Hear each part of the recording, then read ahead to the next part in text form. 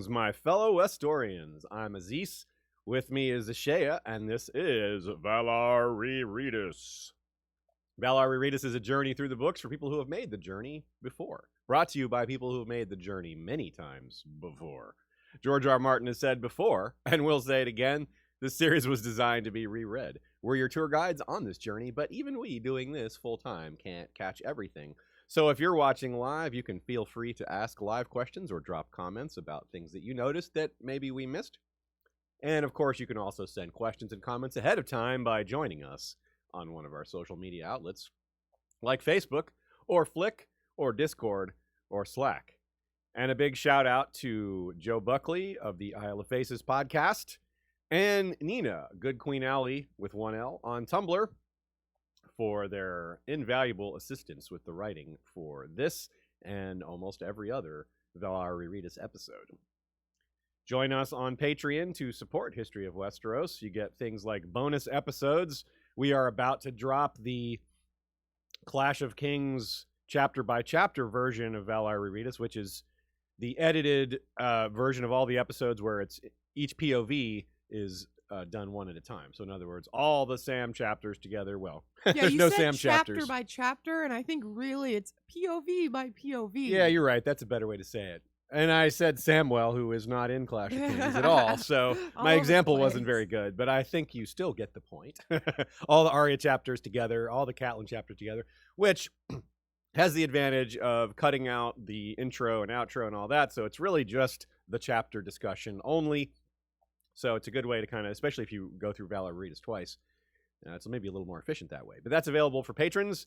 The Game of Thrones version is up already, has been for a while, and the Clash of Kings version will be going up within the next couple weeks. Today, we have Samwell 2, The Gang Gets Mutinous, a.k.a. the one where Sam and Gilly run off. Arya 6, Under the Hollow Hill, a.k.a. the Hound versus the Lightning Lord. Catelyn 4, the one with Hoster's funeral boat, a.k.a. the Freys bait a floppy fish. Davos 4, the Great Claw Isle Debate, a.k.a. the one where Davos is promoted. And Jaime 5, Beauty and the Bath, a.k.a. My Dinner with Bolton.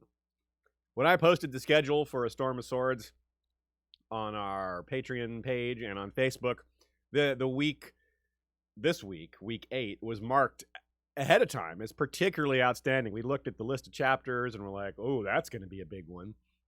There's deaths and undeaths, near misses, direct hits, betrayal and tragedy and torture and blood magic, and huge character reveals, and giant reversals of fortune, and a trial by combat like we've never seen before, all while managing to set up even bigger climaxes and reveals later.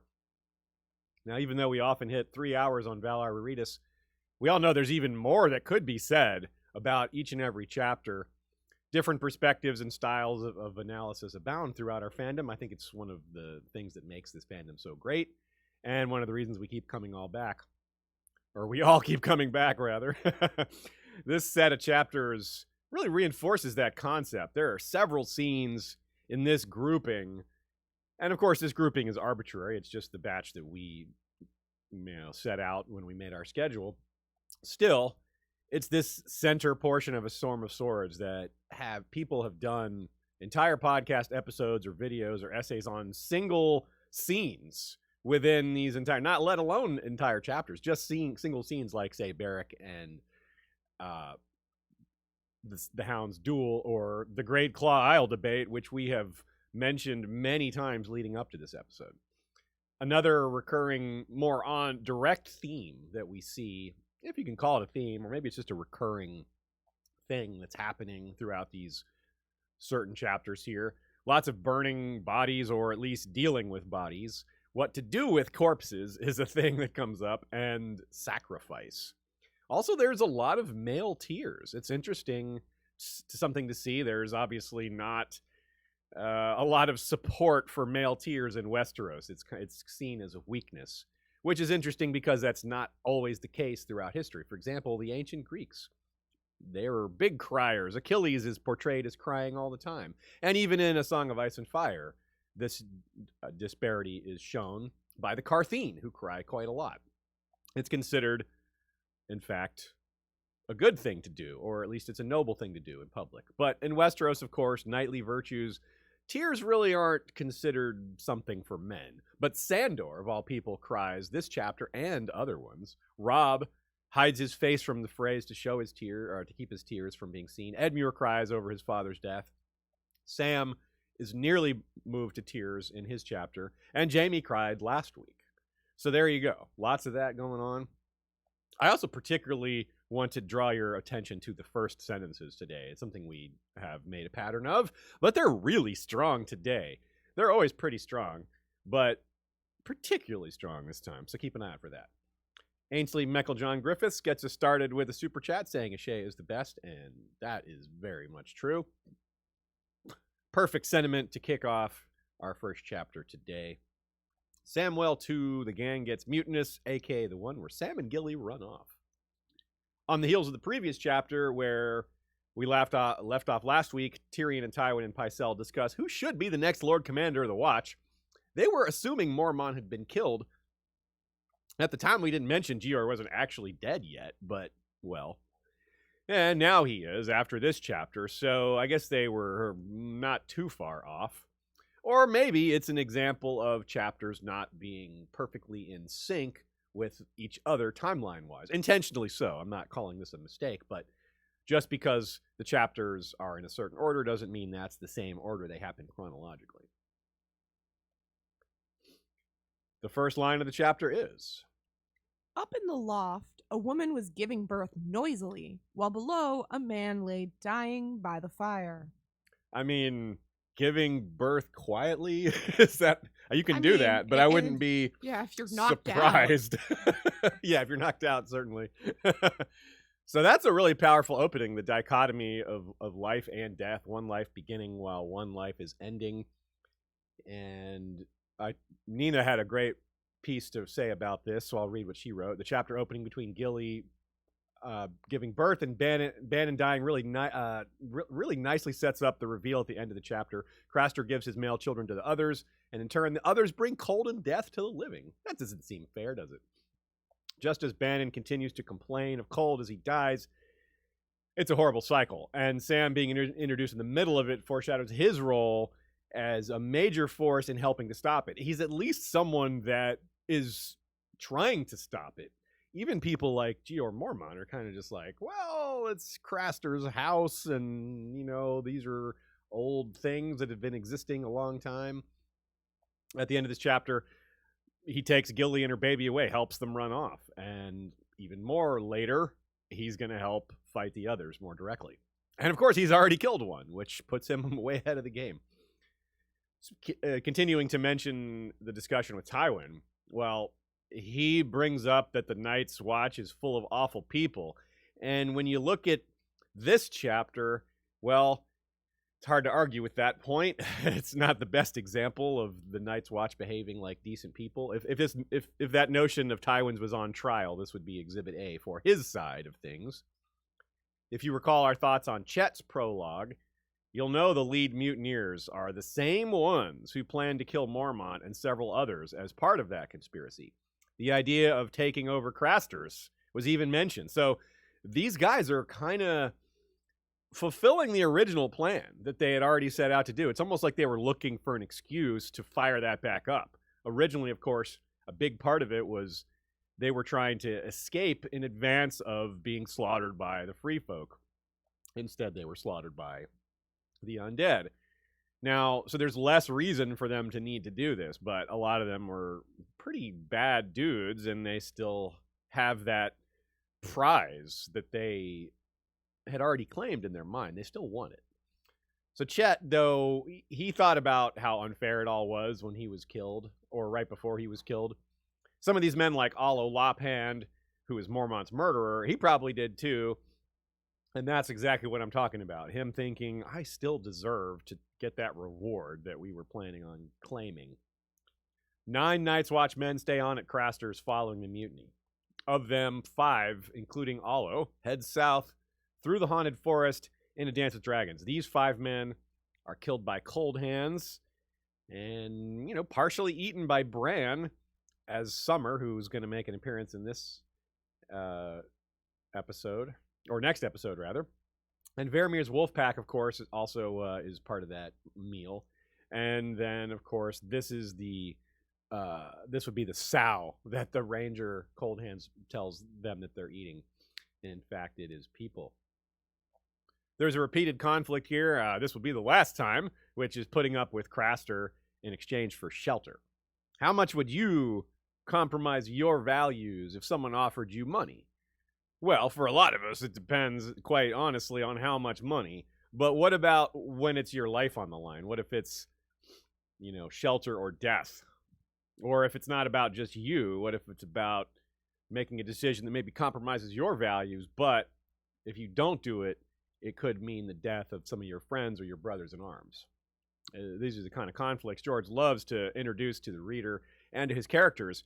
And, he doesn't always have them make the most noble choice because that wouldn't be realistic and that wouldn't be as interesting either, quite frankly. You don't cease to be a principled person simply because you had to set your values aside to stay alive.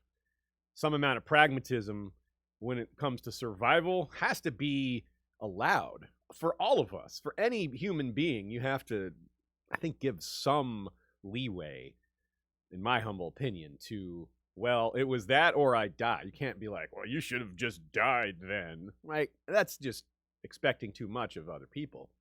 It's expecting too much of oneself as well while we're at it. Would Ned Stark give up his life rather than take shelter from Craster? I don't know that he was that hardcore. Benjen accepted it, never forget. I mean, it's one thing to die for your principles, if those principles are going to make a difference. But if you're just going to make a point that is lost in the snow just like you would be, freezing to death isn't the right way to protest if nothing happens because of it, right? It's just too big a sacrifice for no gain or very little gain. And that's a major theme running through the chapters involving Craster, which is sacrifice. How much are you willing to sacrifice? It's not just how much are the Night's Watch willing to sacrifice their values. How much is Craster willing to sacrifice? I mean, this is a guy that sacrifices his own kids. We've talked a lot about how it's almost always the younger people who are killed in wars. A metaphorical sacrifice of sorts. Grist for the mill, blood for the blood god. This is expressed a lot of different ways in reality and in fiction. But it all boils down to the young dying in causes for the older or the old. The elders have more power and authority and compel the younger to the battlefield using that authority and this established power that comes before these younger people were even born. The concept is clearer and more blunt when dealing with child sacrifice. I mean, who's more helpless than a child? Young people, teenagers have some agency, and, it varies. And as you get older, it tends to increase sometimes, or at least your opportunities can. Not for everyone, but certainly they're not very strong when you're 12 or 13 or 14. But when you're a baby, they're essentially nothing. And in magical terms, this is even bigger. This is an even bigger part of the picture, because the blood of the young can literally matter in a setting like this, whether it's because there's power in king's blood or because it keeps the others from killing the rest of your family. What a conundrum. Here's a quote. "Do you think the whites are gone?" Sam asked Gren. "Why don't they come finish us?" They only come when it's cold. "Yes," said Sam, "but is it the cold that brings the whites, or the whites that bring the cold?" Who cares? Gren's axe sent wood chips flying. They come together. That's what matters. Hey, now that we know that dragonglass kills them, maybe they won't come at all. Maybe they're frightened of us now. Afraid? Probably not, but they are intelligent. It might give them pause, like the pause in the prologue of Book 1, when the other seems to be checking out Waymar's sword, probably wondering what it's made of. So Gren's joking a little bit here. He's trying to keep it lighthearted, which is, you got to appreciate that about Gren. Everyone's terrified, and keeping things as lighthearted as possible is gotta be good for morale. You can really see how him and Dolorous are friends. Yeah, that's right. Good point. But despite it being a little jokey, it's not a notion to dismiss entirely. Like we said, the other was a little concerned when checking out Waymar's sword. He clearly had something in mind there. And they're intelligent. They're not just beasts charging in to attack a foe that they spotted, right? There's more to it. There's clearly some strategy involved in what they've done. We don't quite understand it, but there's clearly lots of signs of intelligence. And beyond the danger posed by certain weapons, whether the other thought John's or Waymar's sword was Valyrian steel or was wondering if there was some obsidian going on, they know it's their version of kryptonite. They're not just going to blunder right into it. Even the one that died to Sam was, well, the kind of luck we like to see, but from the other's perspective, it was kind of unlucky. He lost his sword to Small Paul, etc. Anyway, this might be why the Whites don't attack them while they're at Craster's, which is that they just had one of their own die to Sam's dragonglass dagger, and they're like, well, let's hold off on that. They might have more of that. The others might not be fully aware of how much dragonglass the Night's Watch have, and that might give them a little bit of pause. We do know, in fact, it's discussed in this chapter, even though they lost most of the cash, they lament the loss of that in this chapter. They didn't lose all of it. They had a few dragonglass arrows and one dragonglass spear. Perhaps if the others knew it was only that little, they might be more willing to attack. But even that might give them pause. They might decide to take a less risky approach. More likely, though, it's not these few weapons. It's this deal, this sacrifice of Craster's sons.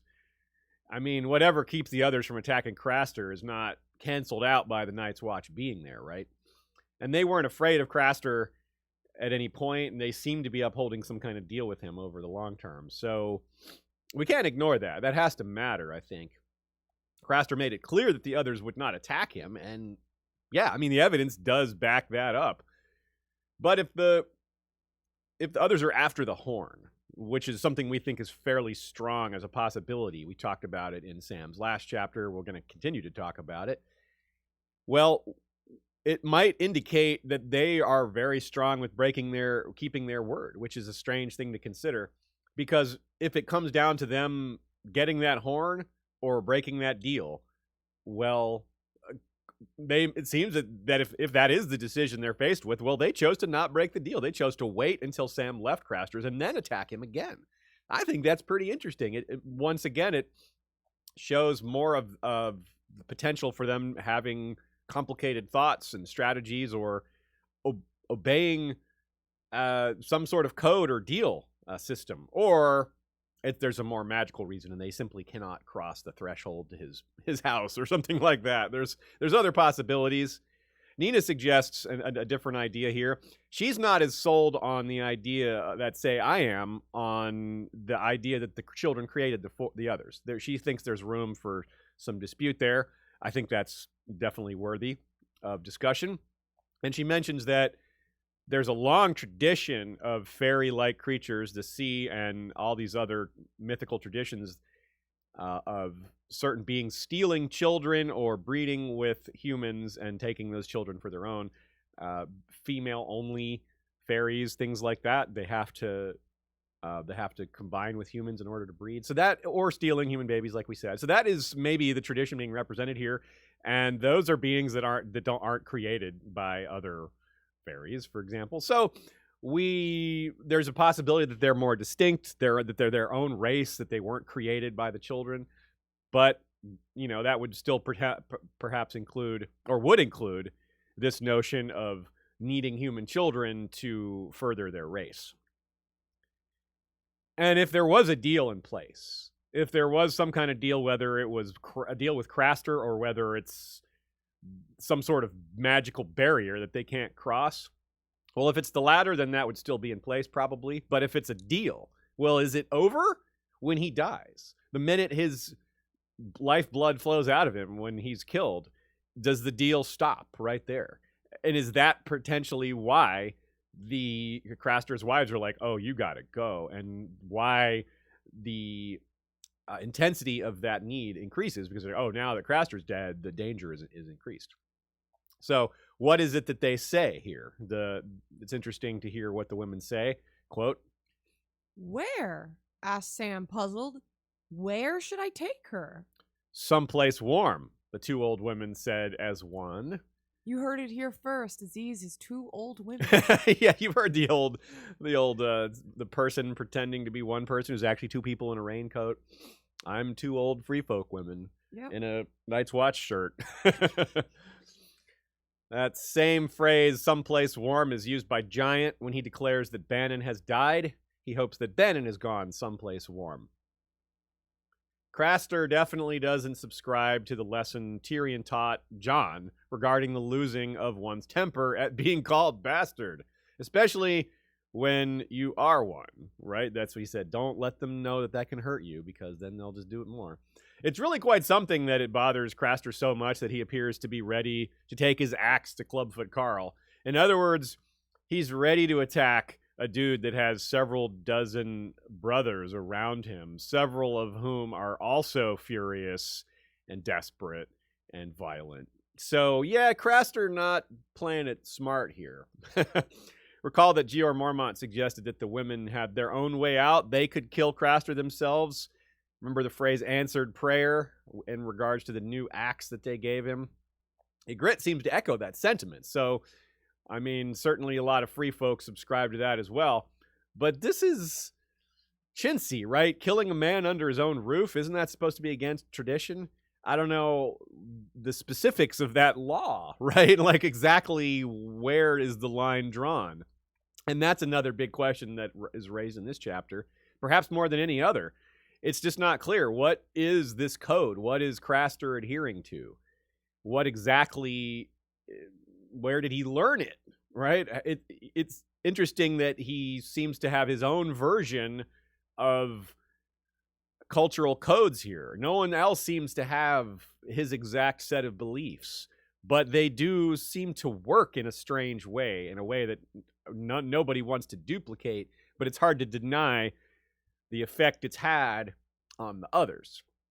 And on one hand, he seems strict about guest right in terms of providing shelter to people he clearly doesn't like, but he does it to the bare minimum. So I wonder again if he's just, lawyering it, doing it as the bare minimum under the quote unquote law. However, incest isn't supposed to be okay either, and neither is killing guests, which he suggests he do to the mortally wounded. He's like, hey, I'll finish them off for you. If you can't do what needs to be done, I'll do it. Is that another technicality? You can't kill a guest unless they're dying already. It doesn't count in that case. We need some free folk lawyers or some old gods lawyers to debate all this. The Werewood Network we need some archival research within the Werewood Network to figure out what's right and what isn't here. Meanwhile, the fandom, we get to debate parts like this, quote, "The boys' brothers," said the old woman on the left. "Craster's sons. The white cold's rising out there, Crow. I can feel it in my bones. These poor old bones don't lie. They'll be here soon, the sons."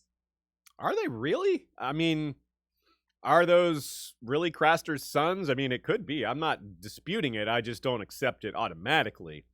And if so, how did this begin? Like, where did Craster first decide, well, better give this son away? I mean, was it from his mother, from White Tree, that taught him this? But I don't know. She didn't do this to him. Like, Craster's mom clearly didn't give him to the old gods.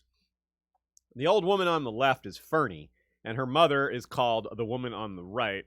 And together, they demand Sam take the girl in the middle, and that's Gilly.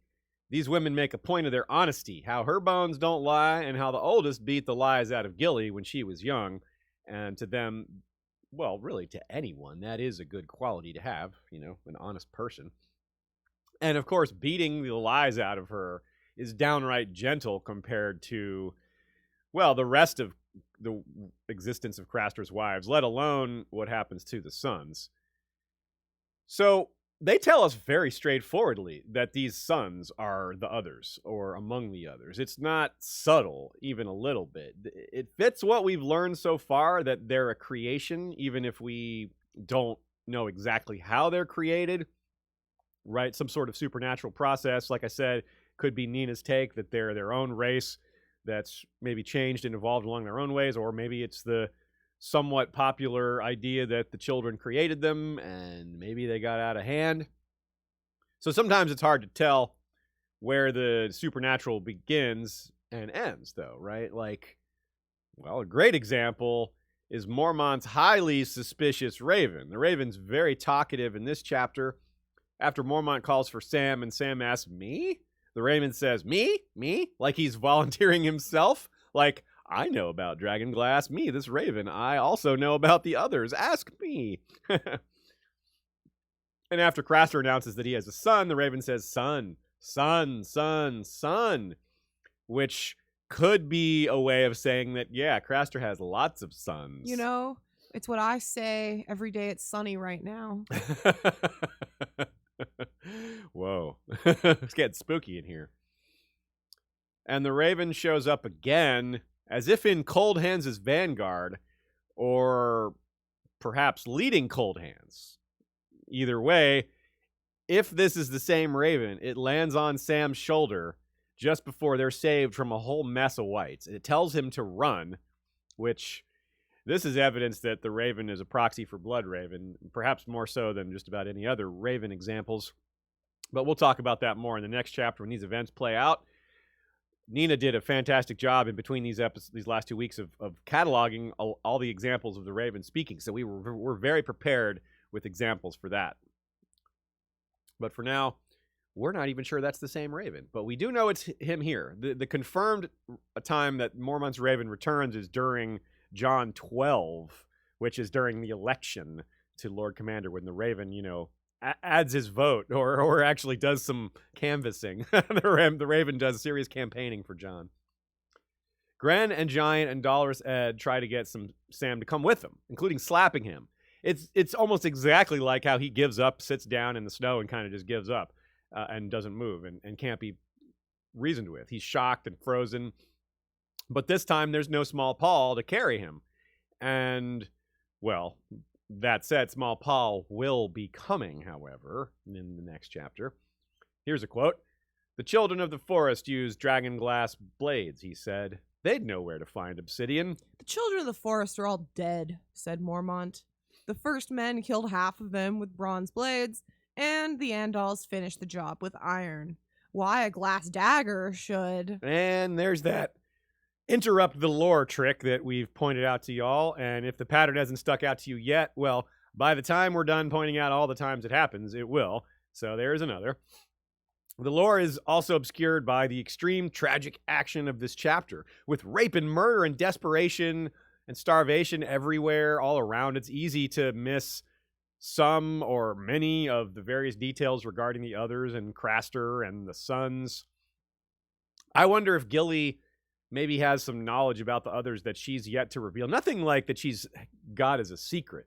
I mean, kind of like what they did on TV, where she doesn't know what she's saying, doesn't know the significance of what she's saying when she talks about Rhaegar on TV, right? So I don't mean that she's just holding on to some secret, that she's noticed something that she just hasn't mentioned that might turn out to matter. Probably not, but these are the kind of thoughts that go through my head. Sam asks questions that the reader will have as well. Like, he wonders if Dragonglass is going to work on the whites. He doesn't want to assume that it does just because it works on the others. Now, of course, we see it working quite well on TV, but we shouldn't be so sure that it's going to be the case in the books. I lean towards that it will, but not for sure. They definitely simplify things. This could be an example of the show simplifying something. So we'll call that one a maybe, leaning yes. We'll see.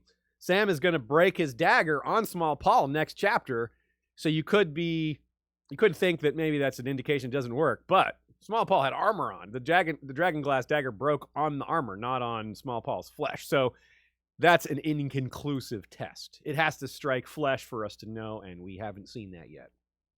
Another thing I want to know that the show revealed is if you kill another, does it kill all the dead that particular other was responsible for raising? And if that's the case, maybe that explains part of what happened when Sam killed the other. There may have been, he may have been trying to raise some dead to chase after Sam's group to claim the horn, and when he was killed, his squad died with him. I don't know. Interesting. It's possible. This is yet another question that this chapter raises with regards to exactly what the capacity and history and desires and cultural beliefs, if such a thing even applies to the others, just all the stuff about how they work. This chapter, perhaps more than any other we've had so far, raises these questions. Another one raised in this chapter is, were they really accepting sheep in lieu of children? We get that, we're told that, or at least that's suggested. And I mean, really? Next book, we're gonna get some other sheep. Yeah, they're blue-eyed. It's like, whoa, those are terrifying. They're kind of beautiful cute. looking. Yeah. Their hair is beautiful. It's like, I want to shave those sheep. Yeah, really kind of confusing. But if they accept any, if life will do in place of, better life, well, they got to eat too, maybe. I don't know. They got to fill their needs. That's where we got ice spiders as big as hounds. They're just giving little baby spiders up. Yeah, the webs spun by ice spiders, right? Like the beards of the others. Some thoughts from Joe. As it is, a lot of the overall themes we will see in this second half of the book are all wrapped up here in this Sam chapter. There's the destruction of long-held ideals, specifically the breaking of guest right. There's outright betrayal. There's superb example of the broken man. Obviously, the guys like Olo Lophand and some of these others. And while there is plenty of death, there is also the single hope of life in the form of a newborn who does escape. And that is, well, we're trying to hope on something. A newborn child is a great thing to pin your hopes on as a human being, as a reader. We also immediately get a reintroduction to Craster with his classic style. In fairness to him, I mean, it might be nicer to give Bannon the gift of mercy. It's not a good way to make us like him, though. So I think George there's no doubt we're not supposed to like this guy. He's got all these awful qualities. But if we're being fair to him, we talked about how awful this plan of Gior's was, and Craster's sort of bearing some of the brunt of it. Like, your dumbass plan is why I have to feed all these men. Like, I'm prepared for winter properly, and you guys here coming and trying to eat my food because you stupidly ranged beyond the wall with your entire army when there was all the free folk and the others out there. Like, I'm paying the price for that. It's a decent point. It doesn't excuse him, trying to kill people, and nor does they excuse trying to kill him. But still, it's interesting to consider.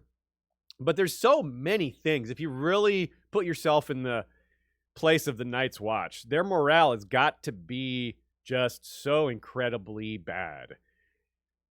We cannot understand or explain or feel what it's like to be chased by the dead, to be starving and cold, and to have lost most of your friends and the people you knew, and to kind of what state of mind would that put you in? None of us have any idea. Even people who have had, fought in war, that's as close as you can get, not to take anything away from that. But this seems like this imagining of something that could be even worse because it involves these supernatural elements that the real world can't have. So it's just impossible to really imagine what this is like. But just know that boy, do people try with all the zombie movies. You're right. They sure do try. Lots of actors and directors and producers have tried to get at that feeling, and this one piles on so many others on top of that. And Joe points out that one thing that there should have been more of in season 8, among other things, is psychological fallout from fighting against the dead. And you do see some of that here. These guys they're on edge, they're threatening, they're pushed to the brink, and well, then they cross it, quite frankly. Here we too get, mixing in so many themes here, we get some of the same things we've talked about with regard to knights. Knights are supposed to defend women and children, and the line, only a few of the Black Brothers were knights, but even so, we all say the words, Sam thought. I am the shield that guards the realms of men. A woman was a woman, even a wildling woman. We should help her. We should. Sam sums it up really well. Of all people, it's the same conundrum people like Jaime and Brienne and Sandor go through with, well, what do you do when your vows conflict? Which one takes precedence? How do you choose? How do you decide what vow comes first? Hey, he says a woman was a woman. They're supposed to guard the realms of men. That's not why a they're knight. all women. He's the Night's Watch. That's why they're all men, right? It's like, yeah, we only guard ourselves. Screw Molestown. So, Did you just say screw a mole's town? Yep. No, I said screw Molestown. Oh. Is that a pun intended? I guess so. Yes, that's right. I intended that. The dragon glass has a secondary purpose besides killing others. It's a reminder. It's a bit late for Gior, but it's interesting that he's finally getting there with lines like, "We never knew, but we must have known once. The Night's Watch has forgotten its true purpose, Tarly. You don't build a wall 700 feet high to keep savages in skins from stealing women." Jon's having that revelation. Corran kind of has known this for a while. They're all kind of getting there, getting to this point and realizing the truth of this. But for Gior, it is too late. It's basically almost literally the last minute, and he's passed that message on to Sam. But I think Sam maybe has already gotten it on his own as well. But we can hope he passes it to his brothers, and that, well, when Jon tries to sell that message, it doesn't go so well. But it's a message that needs to be sold and needs to be pushed relentlessly.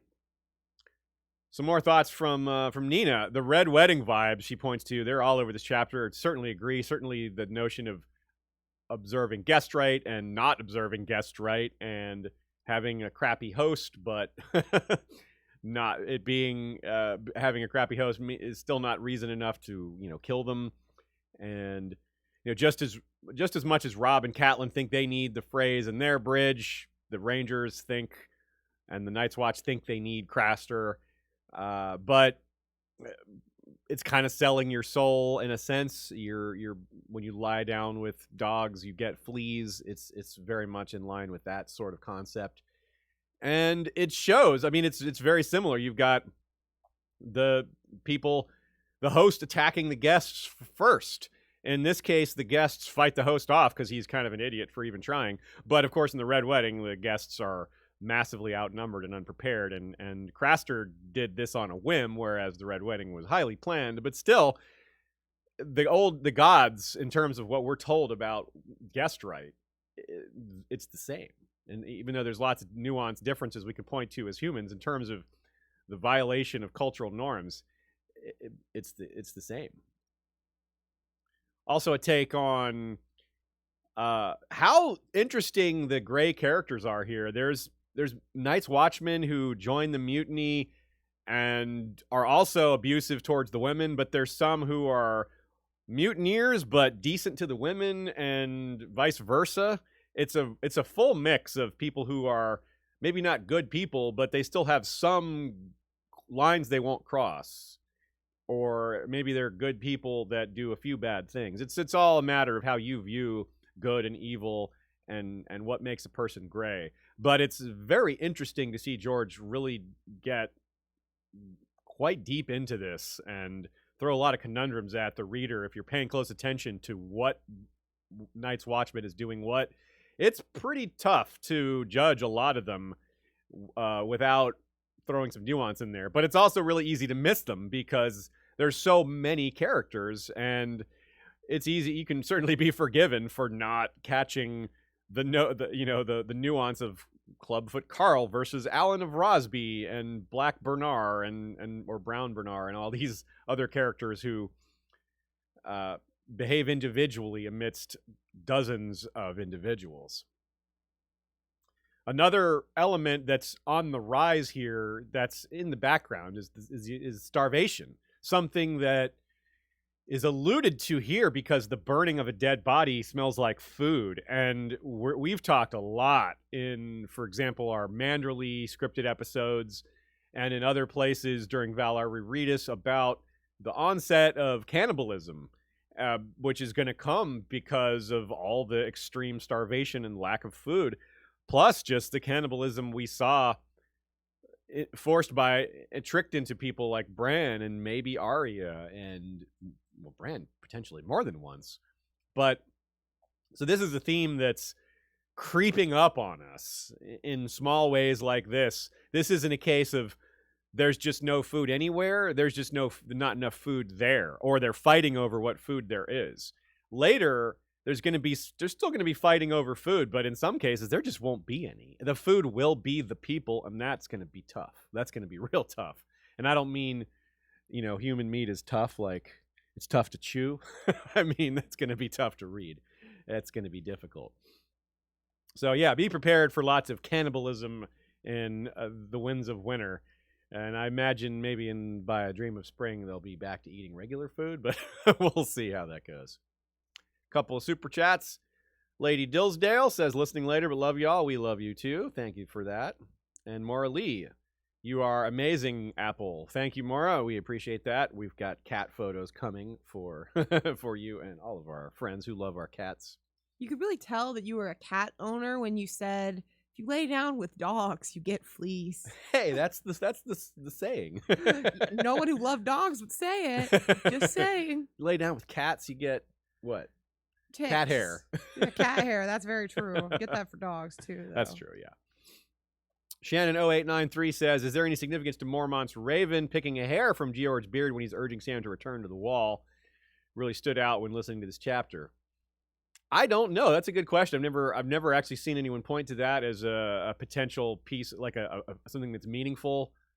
I wonder what that could mean. I wonder if anyone else out there has a take on that. But that's an interesting idea. I wonder if there's supposed to be some sort of hidden meaning. If there's some sort of that's a literary reference or an homage to some other story. You never know with George.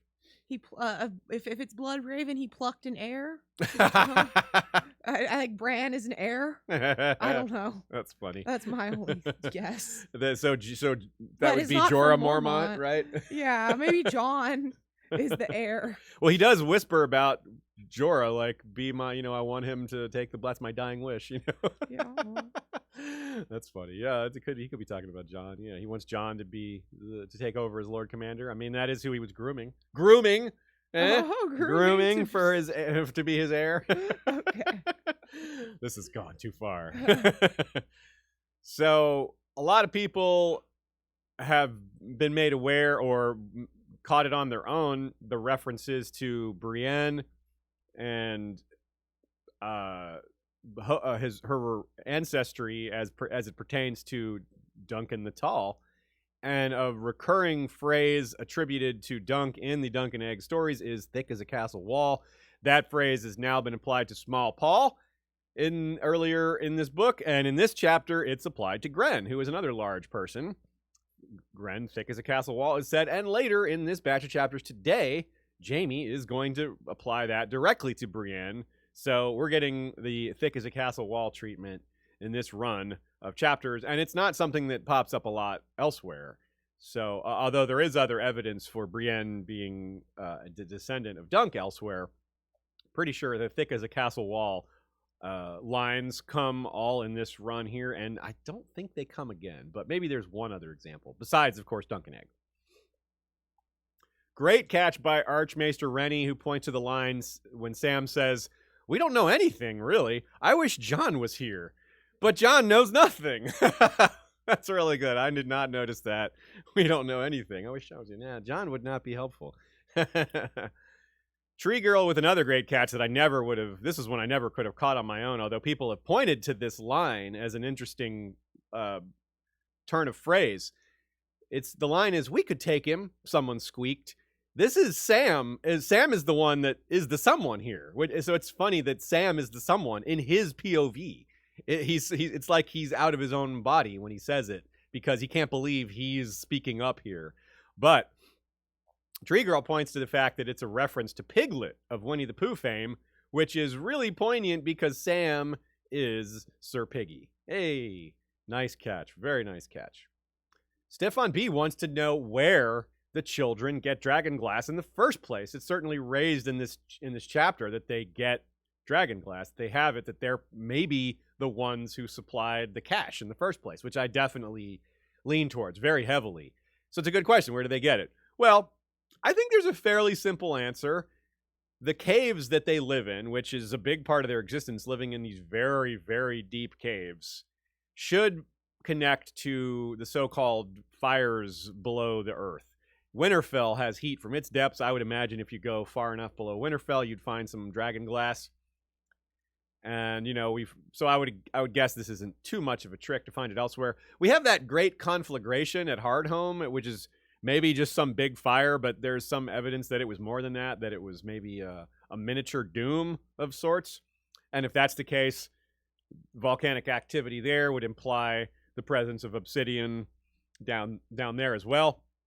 But whatever the case, I think the great access the children have to caves and tunnels below the earth is probably the explanation. However, they're not really known for mining. I mean, I wonder about that a little bit. They don't use metal, but I guess they could, dragon glass is pretty soft. Maybe they can use bone to chip it off. Maybe they use magic. I don't know. But another little logistical question for the children of the forest that may be answered later. All right, that was a beefy chapter. We spent a good chunk of time on that one, but we're done. Even though there's so many unanswered questions in that one, as we knew, we wouldn't be able to answer nearly all of them. We just draw your attention to them so that we are aware of what those questions are. That way, when we're reading The Winds of Winter, if those answers subtly come, you won't miss them. You don't want to miss a great answer to a big mystery because you forgot what the question was. All right, Arya 6. Under the Hollow Hill, a.k.a. the Hound versus the Lightning Lord. More supernatural stuff. Really also, maybe I should have pointed that out as a theme that's picking up. A major theme of this chapter also, justice. But not just justice. What is justice? And who decides what justice is? The Brotherhood are an echo of justice subverted and then lost and then regained and then lost again. They follow the justice laid down by a dead king, issued by his dead hand, led by a dead knight living in a dead cave from a religion that is maybe dead in this area.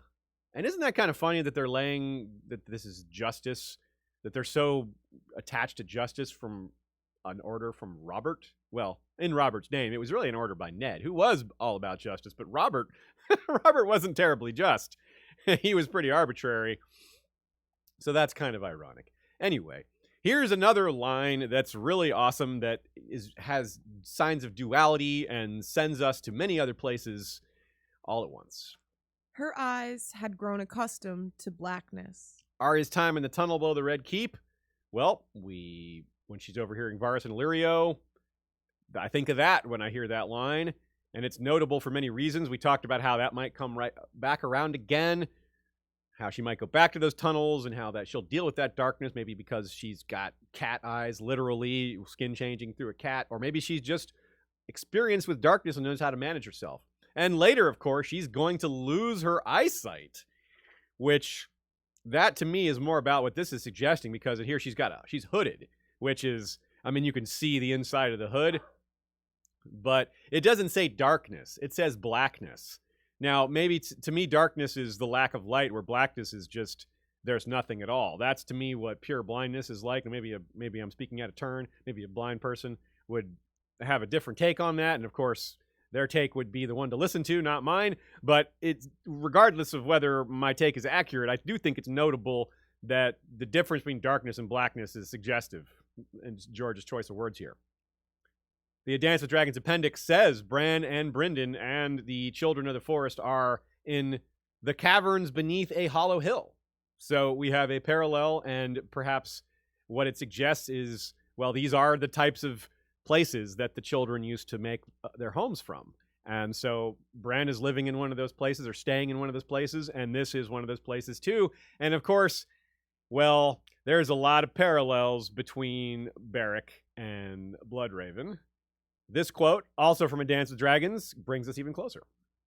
Dark clouds filled the skies and turned to storms. Lightning flashed and thunder rumbled, and dead men with black hands and bright blue eyes shuffled round a cleft in the hillside, but could not enter. Under the hill, the broken boy sat upon a weirwood throne, listening to whispers in the dark as ravens walked up and down in his arms. Over the years, the fandom has like I said, noticed a number of these parallels to this chapter with regards to Bloodraven, but just other stuff with Bran's chapters as well. I mean, Beric has one eye, a weirwood throne. He's got a black cloak. He's called a scarecrow. He's got these. This is a rare combination of traits, all shared by Bloodraven. The list doesn't end there. But, Bloodraven is not undead like Beric. Neither of them really should be alive, so they kind of have this, they're not alive the way people should be. They have that in common. Notably, also, Beric is empowered by R'hllor in this place that is very much feels like it belongs to the old gods, or did once. It belonged to. It could be past tense. And certainly the magic we witness here seems to be Thoros' magic, R'hllor's magic, not the old gods' magic. We don't really see that kind of magic here. We don't see, for example, with the line we just quoted, there's magic keeping the whites out of Bloodraven's cave. Well, clearly Beric, who is maybe a fire white, is allowed to walk into this cave. So whatever magic may have been in place in this spot is long gone. Or perhaps it's a specific spell that's only on Bloodraven's cave. You know, another one of these things that we can't be too sure about how it works. But we can certainly draw up a lot of details and be fascinated by what we find, even if we don't have answers. More on the concept of Beric as a fire white in the next Arya chapter, because Beric and Thoros actually discuss it and discuss his coming back and his loss of memory and all that. So that's a better place to discuss it, because there's a lot else going on in this chapter. Let's also not forget the Hound's perspective on everything here. He's obviously a big part of this chapter, but putting ourselves in his shoes is a really powerful exercise. It may not have seemed so on one's first read, especially if you thought he dies at the end of this book. Most of us thought that, but later the fandom started to realize he was probably the gravedigger on the Quiet Isle, and the TV show seemed to confirm that. They certainly gave a nod to that by having him still be alive, and they had him dig a grave in the cold not long before heading north to do his part for the realm. So Sandor is more prepared than most to fight the undead. I mean, he's no Mance Rayder or even Waymar Royce, but he's one of the first characters to fight the undead in the series. Hey, he's no Sam either while we're at it. Even though it's not the others in this case, it's still, he's going up against a dead thing. And the point is, he's dealing with the fear of facing the undead, even if they're a different origin. That's still got to be spooky as hell. If Sandor's arc ends roughly the way it did on TV in a fight against his brother, who's also undead, by the way, perhaps fire will be involved. I don't think he's necessarily going to go diving off the side of the collapsing Red Keep into a giant fire. But fire being part of his end, fire being the thing that ends his brother, I could see that. It doesn't have to be quite so epic to be similar in sentiment. And it's quite a statement on the nature of trauma, though, isn't it? Sandor, his reaction to everything in this chapter, nothing seems to bother him. He's not afraid of being killed. He's not afraid of when Beric takes his breastplate off and it's clear something is not right. He's got a giant hole in his chest.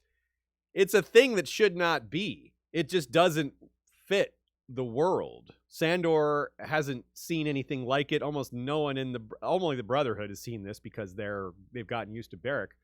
But people like Arya and Gendry and Sandor, this is new to them, but it's still fire is what scares him. So again, what a deep statement on human trauma.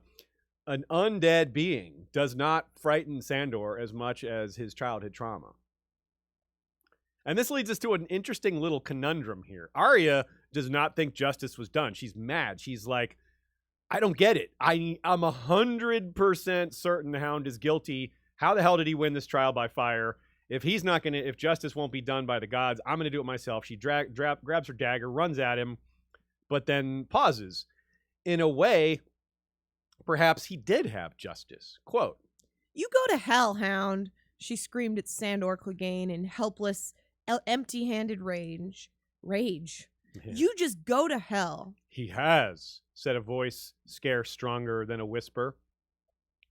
So one of the biggest, strongest, and fiercest men in Westeros who didn't flinch when his fate was to be a crow cage. Again, he laughed at these men, and it wasn't false bravado. He laughed at them when his hands were tied, and he was pretty sure they would kill him. In fact, he was resigned to that. But that's just how tough he was. And he didn't even argue to save himself, but he did call the men around him hypocrites, and meant it. And again, it wasn't false bravado. So none of that, nor the dead man, surprised him or scared him. But again, the fire did. So I just think this is really powerful. And I wonder too, he was begging for mercy, he's begging for his mother.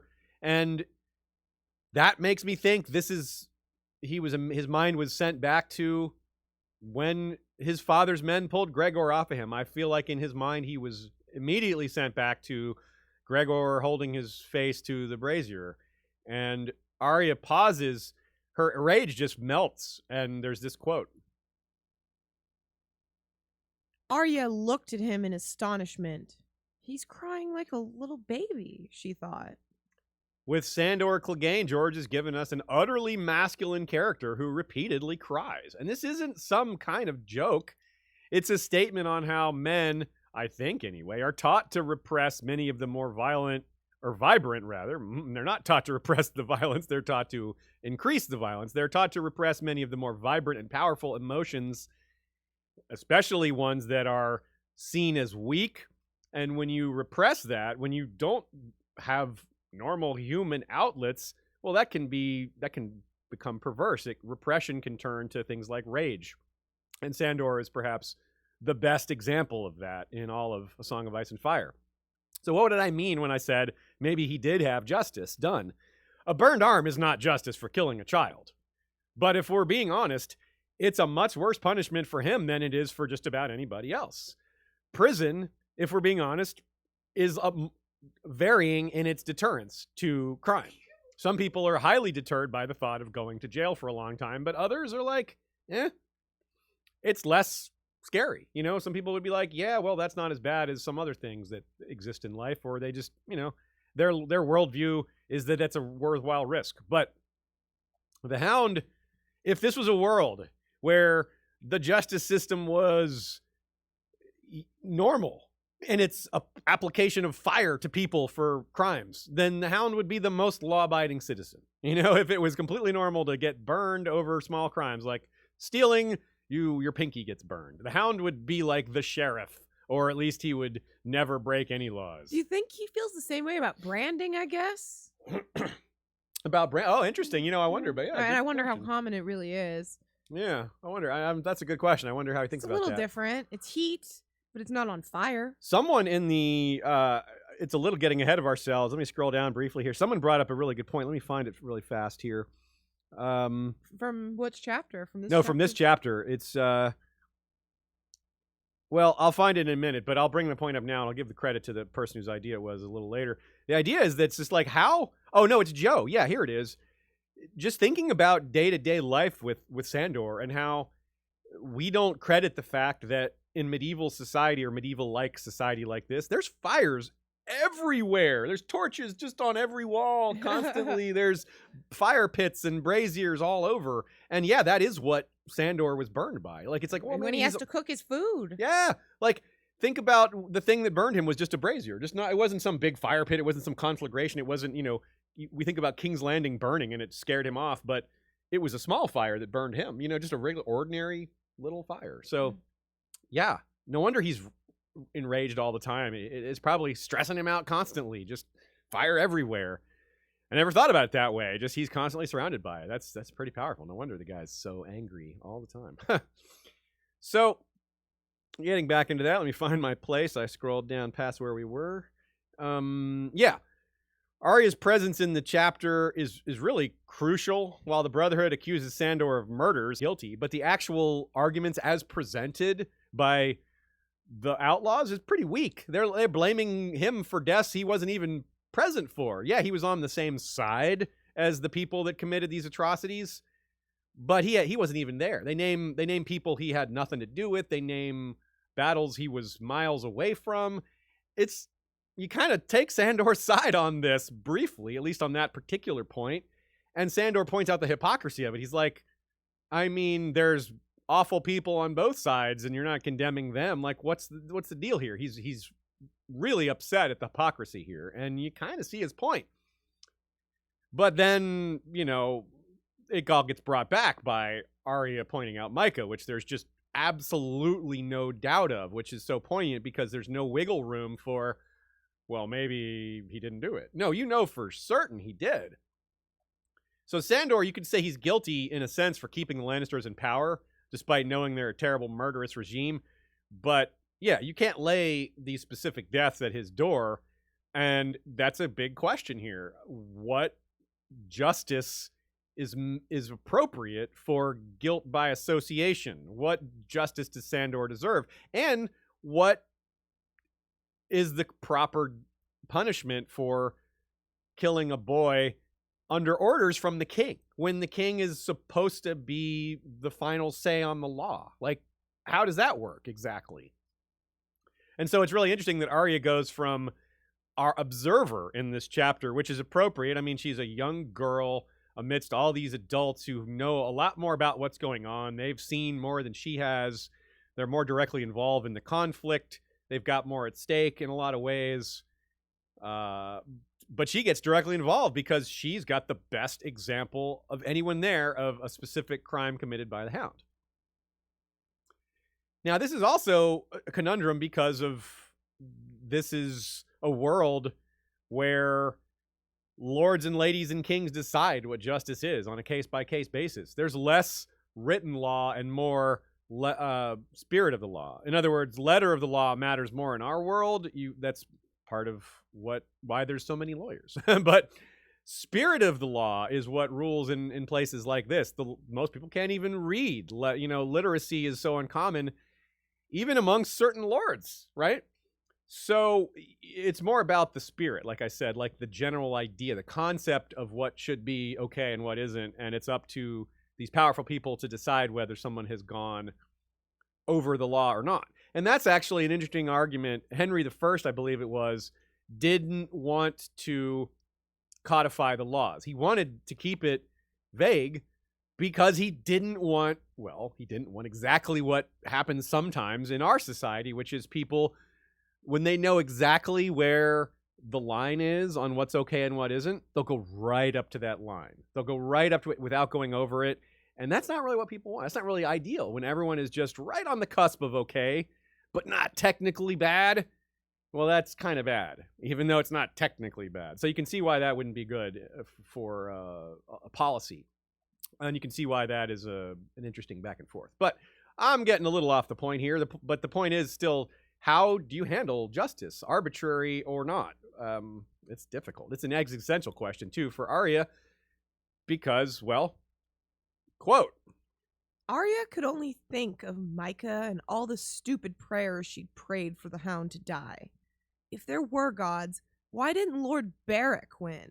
She knew the Hound was guilty. Yeah, right? It's oddly reminiscent of Euron, who, when he kills his own brothers and there's no penalty, he's like, well, I guess I can keep doing that, or worse. But hey, I don't know if that's the right line of thinking. Well, I know Euron's got the wrong line of thinking, but gods can be arbitrary too. Certainly Greek myth, which a lot of us were raised on or experienced as a child through reading, and certainly other myth cycles as well. But that's one that I particularly remember, is Zeus was an ass. He would just do random stuff and do whatever he wanted.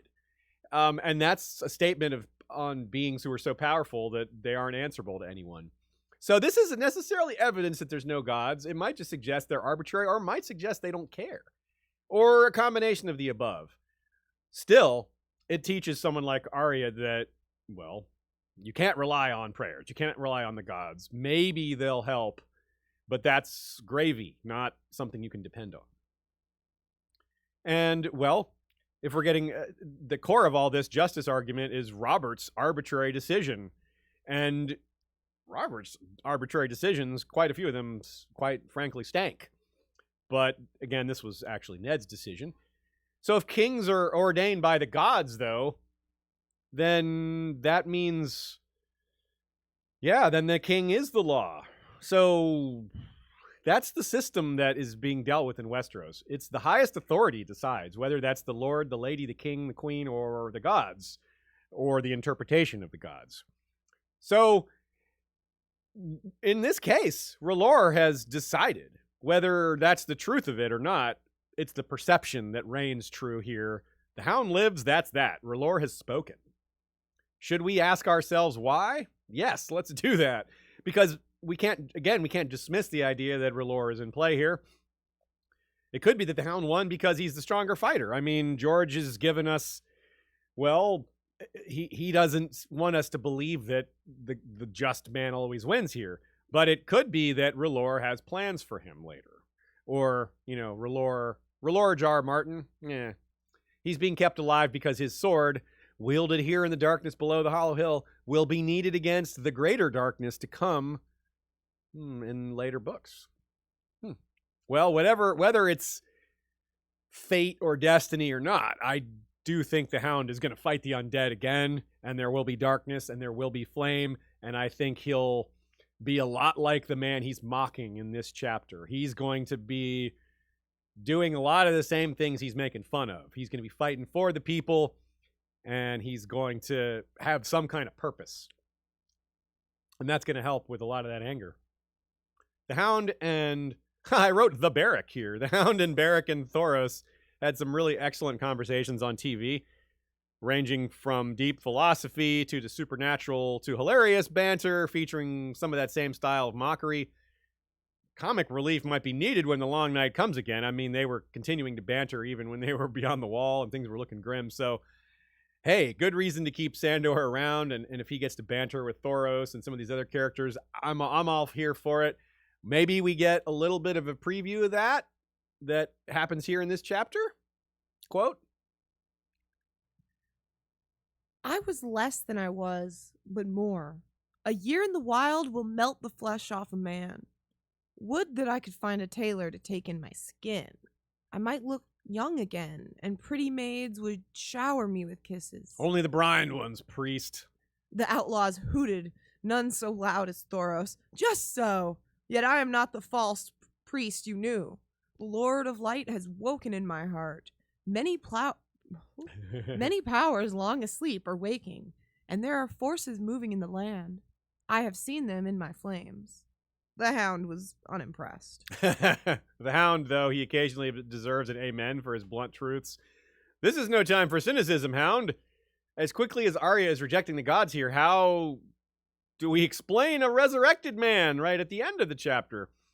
The Hound himself questioned the existence of the gods to Sansa, but he's got to be having second thoughts on that. So while a lot of people are having awakenings and different spiritual beliefs and changing their minds on things, let's not forget that the Hound is among them. As blunt and sarcastic as he is, these things are right in front of him. He's seeing them happen. You can't deny that. Now, speaking of a year in the wild melting the flesh off a man, we were just talking about what happens when people are starving and desperate, and it's just coming right back around here again. Not only does Sandor almost literally have flesh melt off of him later in this chapter, like it falls, part of his arm just falls off, but we're thinking ahead to these men joining to fight for the living. And a lot of people are going to do that, but a lot of them are going to not live, and then perhaps fight for the dead after they're killed fighting for the living. Darn it. Speaking of red priests changing their appearance, Thoros and Melisandre need to swap knowledge a bit, don't they? He can teach her resurrection while she can teach him the glamours she uses to conceal her age. I mean, he doesn't need a tailor to take in his skin if he just learns some of those glamours. Maybe he just needs one of those fancy rubies. So as fearless as the Hound is, minus the fire, I can't help but notice that he also mocks everyone in the room as being afraid to fight him. Except for Beric, the one person in the room who could be said to have less fear than the Hound. I mean, he's already dead. What does he have to be afraid of? Dying? Not that. So that's one major fear everyone in the room has that he doesn't have. In fact, he might kind of want to be dead. He's a lot of notion about Beric is that he's wondering why he's still alive. He's like, when do I get to rest? This doesn't all make sense. So he's got that going for him. Plus, he seems to be quite devout in his beliefs with regards to R'hllor. And why not? He's been resurrected by them, by those beliefs. So there's maybe some jealousy with Sandor here, or at least some of his same triggered disgust at hearing that all these lowborn men have been knighted, because of course he hates knighthood and he thinks, well, look, y'all were better before that. But he puts them even below that. He insults them by saying, none of you guys are knights. You're not even worth that much except for Beric. And, well, of course, that doesn't go over so well. But, it's got what we would expect from the Hound. But it's another example of him just being what he is in the face of extreme danger, extreme fear. It just doesn't move him. Only fire. Only fire. Something that Joe points to that's really brilliantly done is the list of names. When Sandor's like, who did I kill? And they go, I'm not going to read it, but there's this long list, a bunch of different people say a bunch of different names. And it's pretty sad because you know that these are names that meant something to people. These are real people whose lives mattered to the people shouting them out.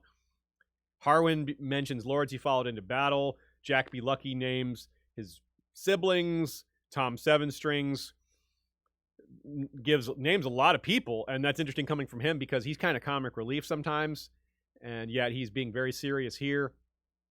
And it's not just lowborn. You got highborn, you get low, you get commoners, you get priests, you get non-combatants, you get warriors, you get everything. Now, it's interesting, too, to hear that Sandor is like... was he relieved when he heard it would be trial by battle? Because relief is something that comes when you're worried. And Sandor just seemed to be like, I guess they're going to kill me. But when he hears it's going to be trial by battle, he does laugh. And you wonder if that's a laugh of relief.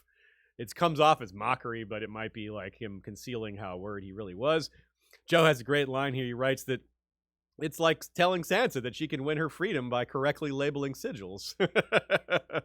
That's a good one. Yeah, it's like if you're going to give a man a path to freedom, you gave him the path that he would have chosen. He's like, well, what would you like to choose for your way out here? He's like, can I have trial by battle? That's exactly what he would pick. Sandor is, Joe kind of tends to agree that maybe this is worthy punishment for Sandor, even though it wouldn't be worthy for other people in terms of perspective wise. Yeah, I mean, it's so bad. But also, in terms of the old powers awaken, we talked about the supernatural and the dead freaking people out and how it maybe doesn't freak Sandor out. But one aspect of it might freak him out, which is that we talked about how fire is obviously, even torches and fire pits might bother him.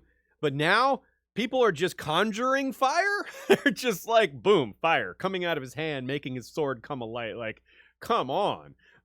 This is a world very hostile to Sandor Clegane if people can just be summoning fire at whim. Wait until he meets Melisandre. This guy is like, gosh, the world really hates me. I hate this place. Some thoughts from Nina. The weirwood roots surrounding the fire suggest a union instead of competition of ice and fire. The old gods' magic and R'hlloric magic can and should work together to bring about justice. Good take. And yeah, I think it's a good point because it's framed as the old gods being pushed aside by maybe first by the Andals and now by an even newer, well, at least new to this area. Obviously, R'hlliorism isn't new in the world, but it's new to Westeros, sort of. Certainly new to the Riverlands, certainly new to the commoners of the Riverlands. And it is kind of a fusion. You've got these concepts of sort of old god style justice, but this trial by battle, which I think is a function of the Seven. And of course, R'hllor's magic is overt here in multiple ways. Let's talk about some of the Beric parallels. I'm going to save the Beric Stannis parallels, which are legion, for 2 chapters from now when we talk about Davos and we see Stannis, so we get the descriptions of Stannis that we can compare to Beric. Of course, it's more than just descriptions, but yeah, we'll hold off on that briefly. Starting with Odin. To learn runes, Odin stabbed himself with a spear and hanged himself from the world tree at Yggdrasil. And now the stabbing notably included gouging out one of his eyes and offering it to have a drink from the well of wisdom. We talked a little bit about the drinking from the well last episode with Arya's chapter with regards to giving mercy to the men in crow cages via water before putting them out of their misery, and how that relates to the House of Black and White and taking one last drink from the fountain before dying. Beric has been stabbed through with a lance by Gregor, hanged by Emery Lorch, and stabbed in the eye also by Gregor. So you see these same things with Odin, who has been impaled, hanged, and lost an eye. It's very distinct, very direct.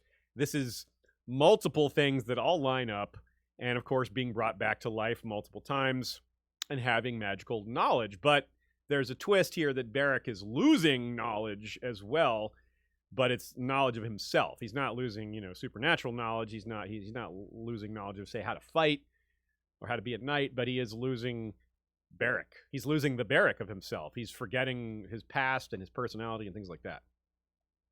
As for Bloodraven, we talked about a little of that, Beric and the one eye, and other people who have one eye who can be said to have given that eye for knowledge. Obviously, Bloodraven, you can see where he has all kinds of knowledge being attached to the Werewood network. Now, the World Tree, thinking about Odin in that light, it's somewhat flipped. It's a parallel, but in reverse, in that the power is in Westeros, in George's world, the power seems to be among the roots, or at least that's how it's sort of characterized. Instead of being hanged from the branches, you are sort of merged with the root system. Now, Thoros has gained magical knowledge, too. It seems that the flame reading is working better than ever for him, and that's a real big part of how the Brotherhood Without Banners is able to move around. It's helping them decide where to go, because they have like scouting knowledge effectively. But it's interesting to wonder where that power is coming from. The Ghost of High Heart's going to tell Thoros a couple chapters from now that his power is not going to work amongst the werewood stumps on the at High Heart, but it may be that other generic magical things like the Hinge of the World concept that Melisandre brings up, there may be other parts around Westeros that have that function, which is enabling Thoros, but it sounds like it's just the general magical currents around the world, not attached to any particular place, are just going up. The old powers are awakening. We hear this from characters beyond the wall. We hear it from from Melisandre. We hear it from Thoros. We hear it, etc. And in fact, Thoros says old powers are awakening here. He sees dark things, dark shapes.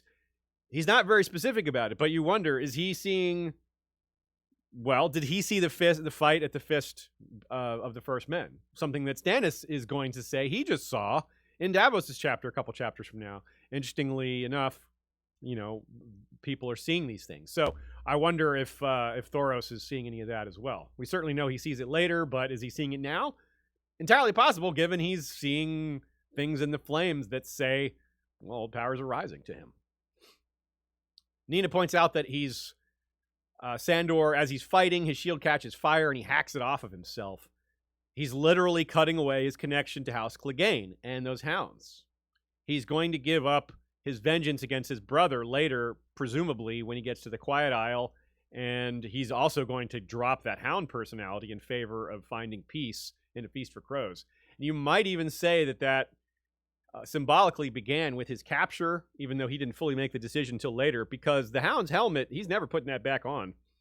I'm pretty sure that's already gone at this point. No, I'm wrong. He still has it. He won't give it up until later. He loses it. He still has it with when he's with Arya. Yeah, my bad. I misspoke. Sandor kills Beric in pretty much the exact same way he killed Micah. Good catch by Nina here. The description is, Ned noted that Micah had been cut almost in half from shoulder to waist by some terrible blow struck from above, while Sandor's, quote, cold steel plowed into Lord Beric's flesh where his shoulder joined his neck and clove him clean down to his breastbone. Yeah, that is very similar. Good catch there.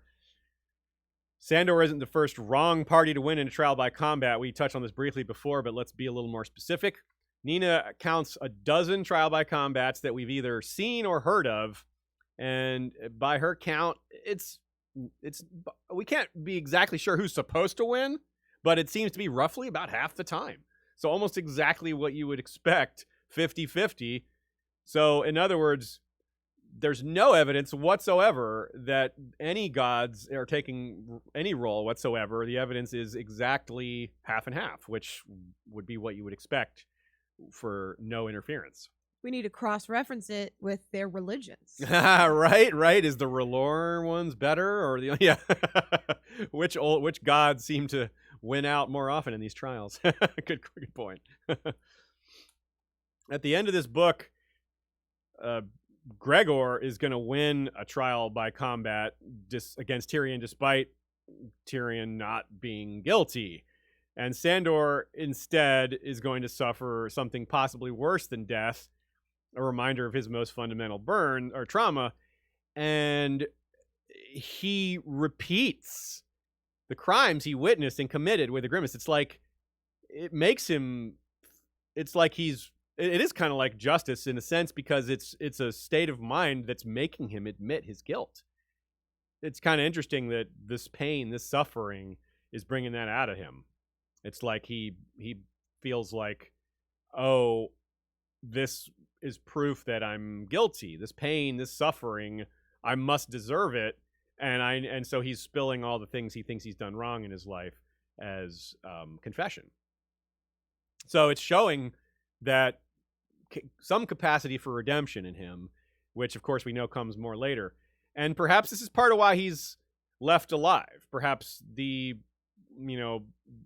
Beric says later that R'hllor isn't done with Sandor yet. Maybe that is literally true. And you could also just flip it, though.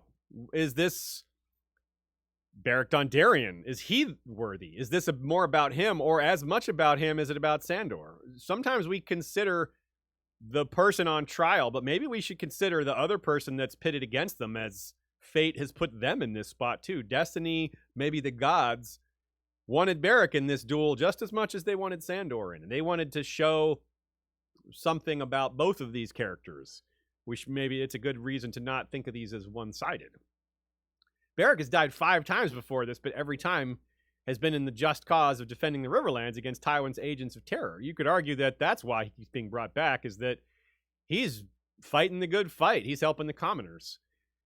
Sandor is, if that's the line of thinking, he's later going to be doing good things along the same lines. So maybe that fits.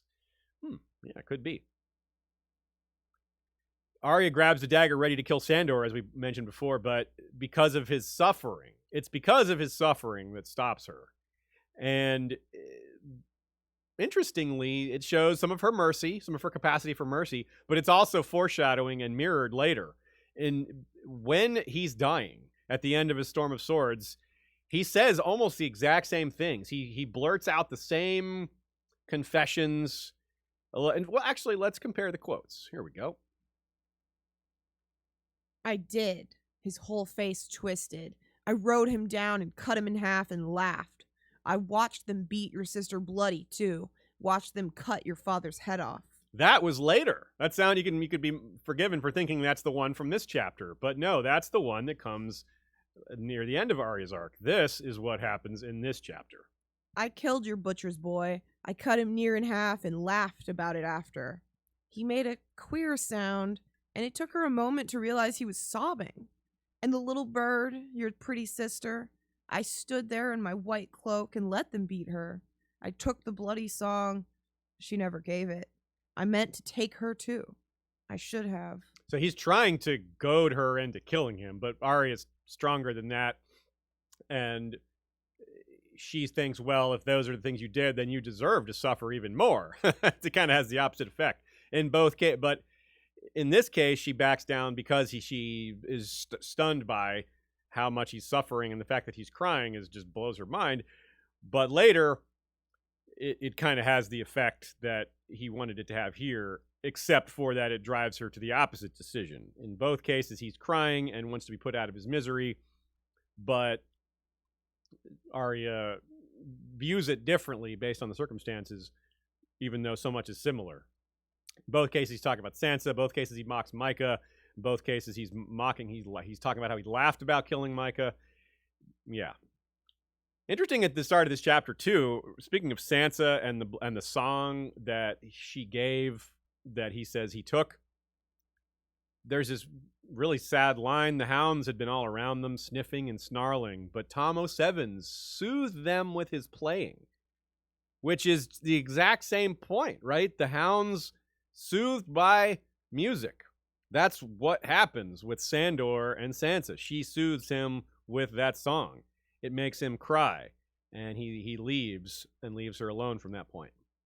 So that is really powerful. And again, that's another example of him crying. So at least three times where he cries, and they're under fairly similar circumstances when he is in pain for physical and in pain and fearing the fire, as well as feeling extreme guilt for the things he's done. And it's notable that he says the exact basic things that he feels guilty for.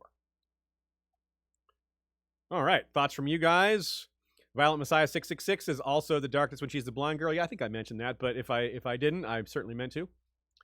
Liat Rubenfeld says, I believe those caves under the Hollow Hill, the whole hammer symbolism is a reference to the Maccabees' rebellion against Rome. Ah, good point. Certainly, I believe this is a reference to the long-running Jewish rebellion against the Roman state, which there was definitely some caves that were used, and I forget, weren't some of the scrolls discovered in some of those caves? I need perhaps to refresh myself. It's the on caves history. of Arbella. Ah, okay, right on. So that's a good catch there. Certainly indicates a need for some further research because I wasn't prepared exactly to speak to it, but I do vaguely remember that, and it does sound right to me.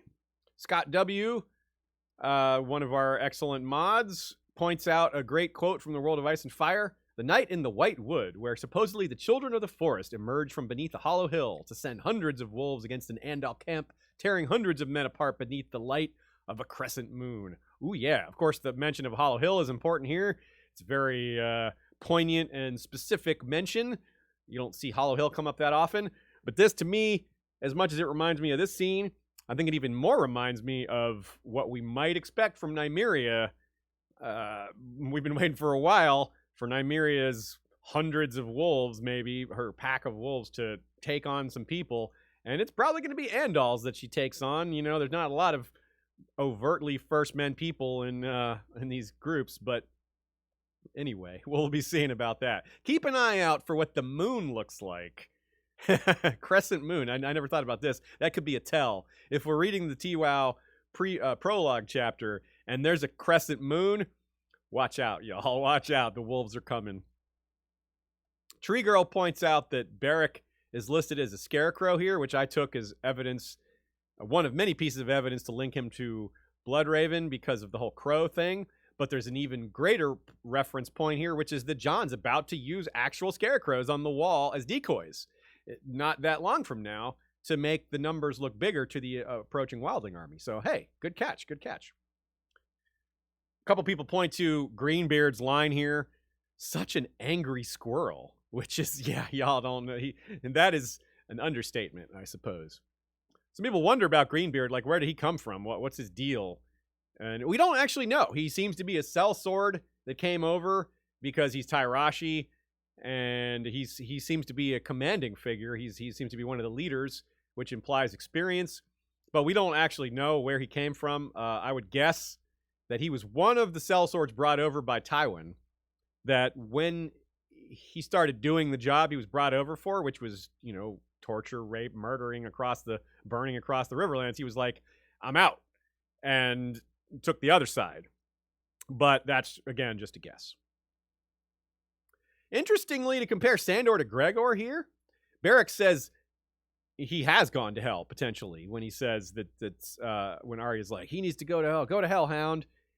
Maybe Gregor also goes to hell with his death. I mean, that's another one that you could argue is certainly the case. He's in major pain. He's suffering badly. Not that, you know, we have much sympathy for Gregor Clegane, but he's certainly suffering a lot. And then he becomes kind of a Walking Dead thing. That's a pretty good comparison to going to hell. He becomes a walking nightmare who's probably suffering himself as well. Anyway, not only will we talk more about Beric and the undead nature of himself, and maybe also beings like Gregor, We're going to talk more about Edric Dane next chapter. He appears in this chapter, but doesn't do much besides squiring for his undead master, which is probably a pretty spooky experience for him. Talk about Sandor facing the undead and keeping his cool. Edric Dane has to do it up close, and he's like, hey, this is my boss, and I'm sworn to this guy. Like, what? But yeah, we'll save that for next chapter when he's a little more prominent. Gendry and Arya wonder about the flame on Thoros' sword. Arya asks if it's wildfire. Gendry says no, it's something different. Arya asks if it's magic. Gendry doesn't have an answer for that, but we can definitively say yes, that's clearly magic. The fire may have been why the blade snapped. It may have weakened because of the fire. It's a good question. I wonder if that's it's certainly in line with what fire should do. It should weaken the steel. We're told, Gendry mentions that Tabho Mott and Thoros would argue over buying new swords because Thoros would, his sword would be eaten alive. But that was by wildfire, not by this magic fire. So, yeah. And speaking of that blade snapping, there's some resonance here with a few chapters ago. Ned and Ice being reforged. That was like 2 chapters ago. Quote, "The burning sword snapped in two, and the Hound's cold steel plowed into Lord Beric's flesh where his shoulder joined his neck, and clove him clean down to the breastbone." Yeah, sword being cut in 2. How can we not think of Ice, especially because it's mentioned with such an ice and fire theme here, which is burning sword and cold steel merge together. They come together and one of them breaks for the other. Makes me think of the Hound, too. He's the burning sword who's snapping. Oh, yeah, you're kind of right there. Yeah, he's funny. He's the cold steel, but he's also the burning. Yeah, that's a good point. He's got the ice and fire in him at the same time also. Good job, Hound. So it's fitting that we have all these ice and fire themes all over this chapter, or maybe having a little for Sandor is fitting as well. A leader killed and resurrected by the magic of R'hllor is certainly going to make us think of Jon Snow, right? He's also a being of ice and fire himself. And in Davos 4, like I said, we're going to discuss the Beric Stannis parallels. Some of the Jon Beric stuff we'll save for later as well. We touch on it here, but Jon's a long time from being killed, so we'll have to recall some of this when we get there. Yeah, speaking of swords, again, Arya misremembers the name of Joff's sword here. And we get another one of those little minor memory mistakes that we believe is intentional. George says it's intentional. He specifically weighed in on this one, which it's a good example of him trying to establish fallibility. She thinks of the sword as Lion's Paw. It's actually Lion's Tooth.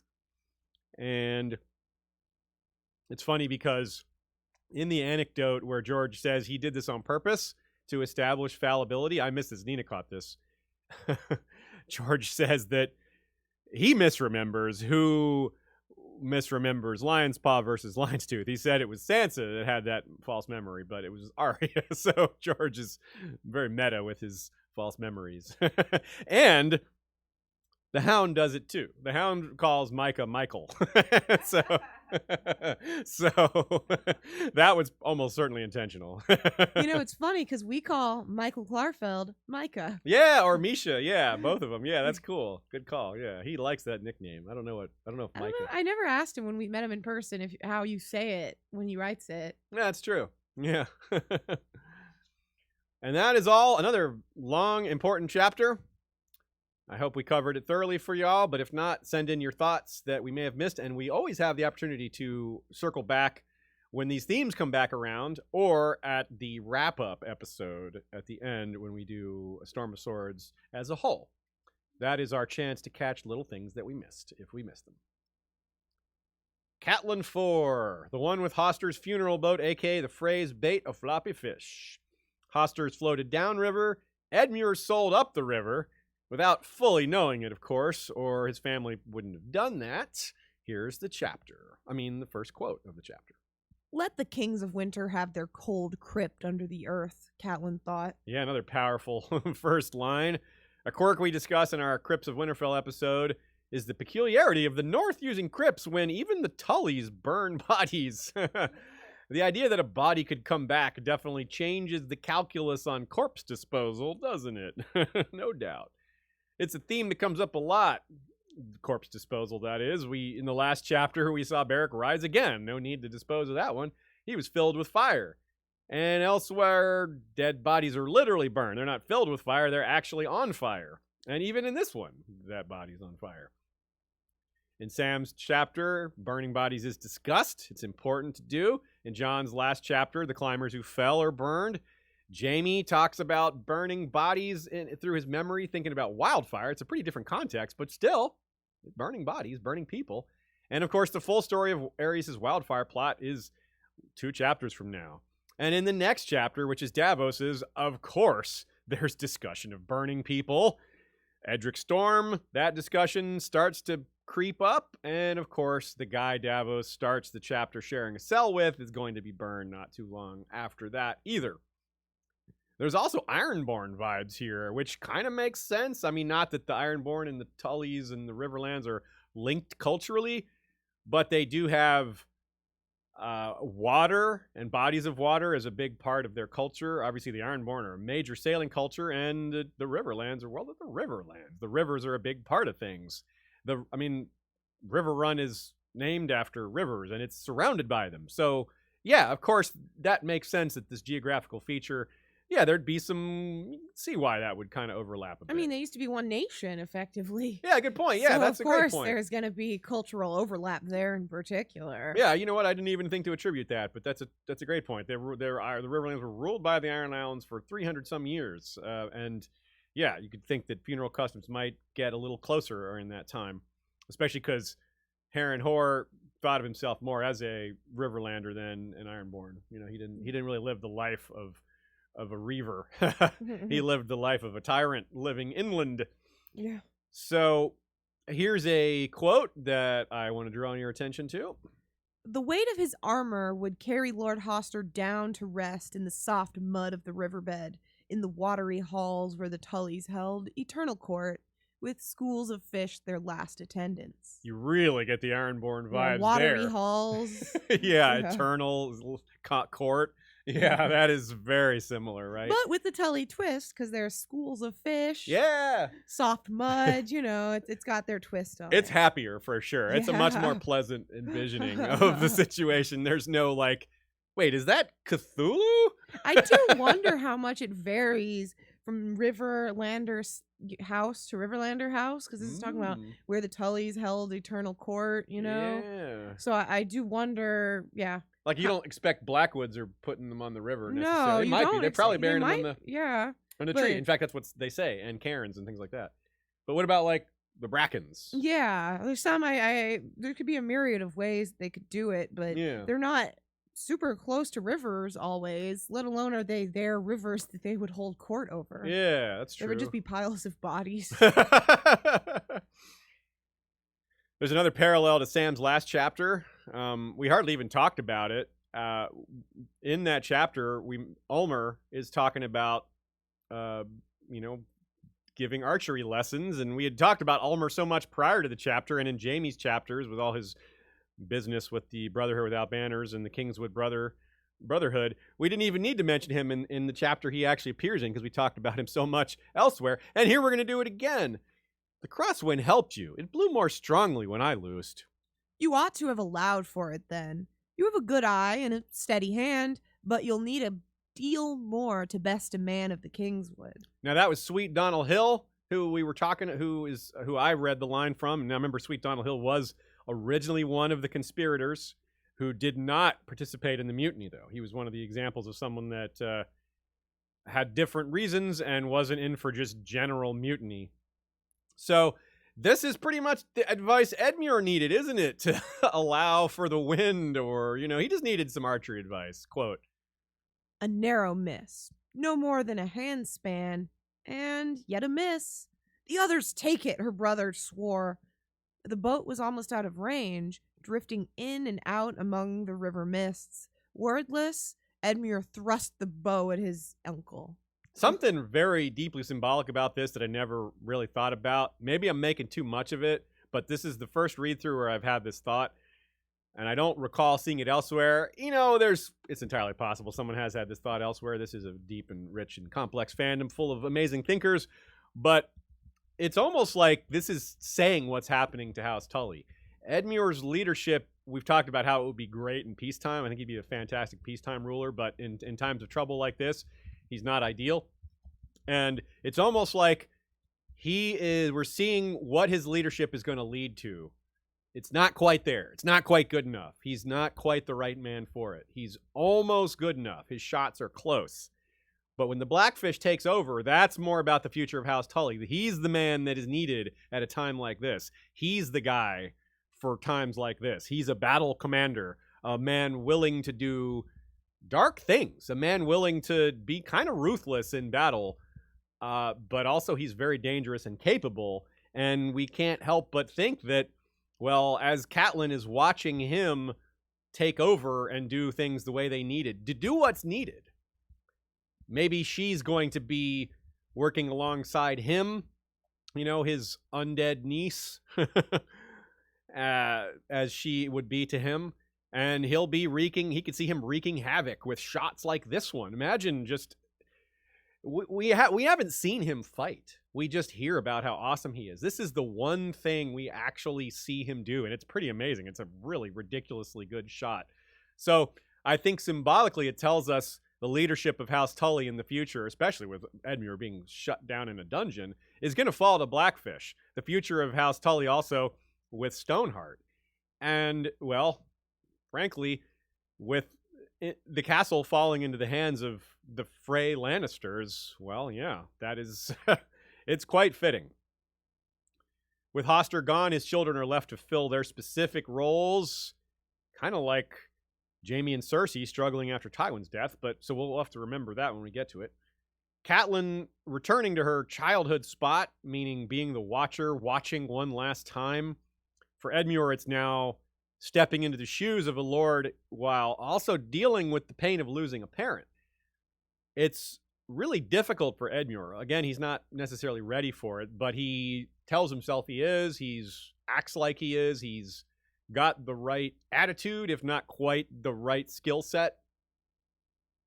And it's appreciated. Those of us who are Edmure fans appreciate his humanity here, showing his being willing to cry in front of, in a spot like this. We talked about that at the beginning of this episode, how that's a theme of these chapters around here.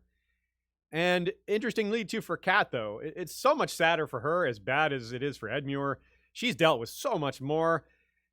We get a funeral for Hoster, but not for Ned. She never got that closure. And in fact, no one has. Life in the North has been rather disrupted. Maybe we'll get a funeral for Ned one day. Maybe Sansa, Jon, Arya, maybe some group of them will get to hold that in after the fact. Right now, we're not even certain where his bones are. They may still be in the neck with, the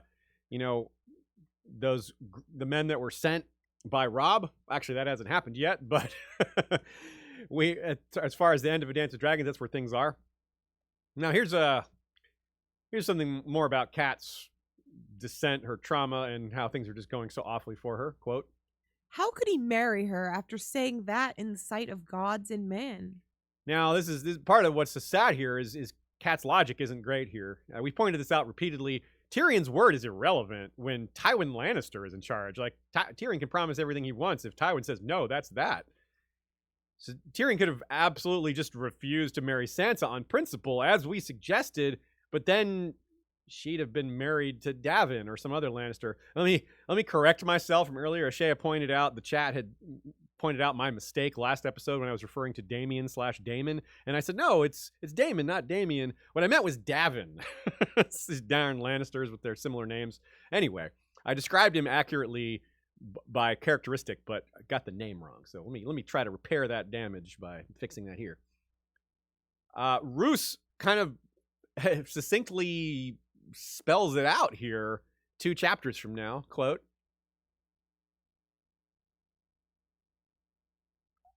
I completely lost where we were somehow. I'll say it. You found it. What the imp did or did not swear scarcely matters now, said Lord Bolton. Yeah. She also thinks how Sir Cleos swore that he would make the imp send a raven when the trade was made. Oh, this is sad. Cleos is dead, so he's not making anyone promise anything or upholding any promises. And Jaime isn't even in King's Landing yet. So even if it were not for Tywin calling the shots, preventing the letter, let alone the trade itself. Jaime isn't even there to be traded, and Tyrion doesn't know half of what Cat thinks he does. So really, Cat is beating herself up about things that aren't even possible, and you get it, though. She's suffered endlessly. Expecting more things to pile on for her is kind of natural.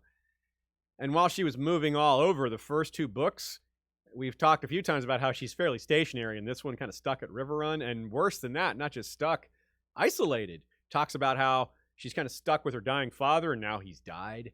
She doesn't have a great relationship with Blackfish, mostly because he's too busy. It's not like they don't get along well. And of course, Edmure is off doing other stuff. She thinks about how she's probably making him sad, and she thinks about how she's making Robb sad, which is perhaps one of the worst parts of all this, is that she thinks she's making her own son sad. The one piece of joy she still has is his life, and his new bride is a source of some joy for her, even though it makes her nervous as to his future. He can't even be in her presence without her feeling like she's a burden. And that is must be such a horrible thing for a mother, to feel like they're a burden on their own son when she's so isolated and lonely. You just really can't, there's just not enough you can say about this.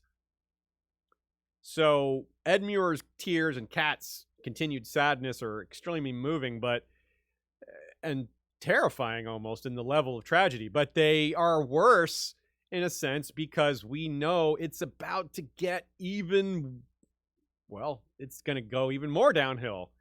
And this negotiation with the Freys is just, it's almost torture, because they're just agreeing to, the Red Wedding, really. We don't have to get fancy with the verbiage here. They're agreeing to their own deaths without knowing it. But there's other little negotiations that are important that haven't been resolved even by a Dance with Dragons. Here's a good example. Quote, "The Iron Men have my castle, and now the Lannisters hold my brothers," Galbart Glover said, in a voice thick with despair. Robert Glover had survived the battle, but had been captured near the King's Road not long after. "Not for long," her son promised. "I will offer them Martin Lannister in exchange. Lord Tywin will have to accept for his brother's sake. Martin was Sir Kevin's son, a twin to the Willem that Lord Karstark had butchered. Those murders still haunted her son, Catelyn knew. He had tripled the guard around Martin, but still feared for his safety." Now this becomes hugely important. The trade described here, it does happen.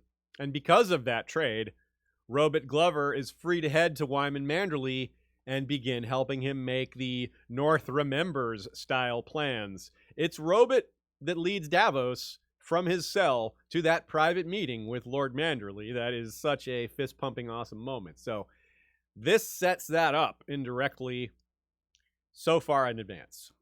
And Stannis takes Deepwood Mott, the castle mentioned here that has been taken by the Ironborn.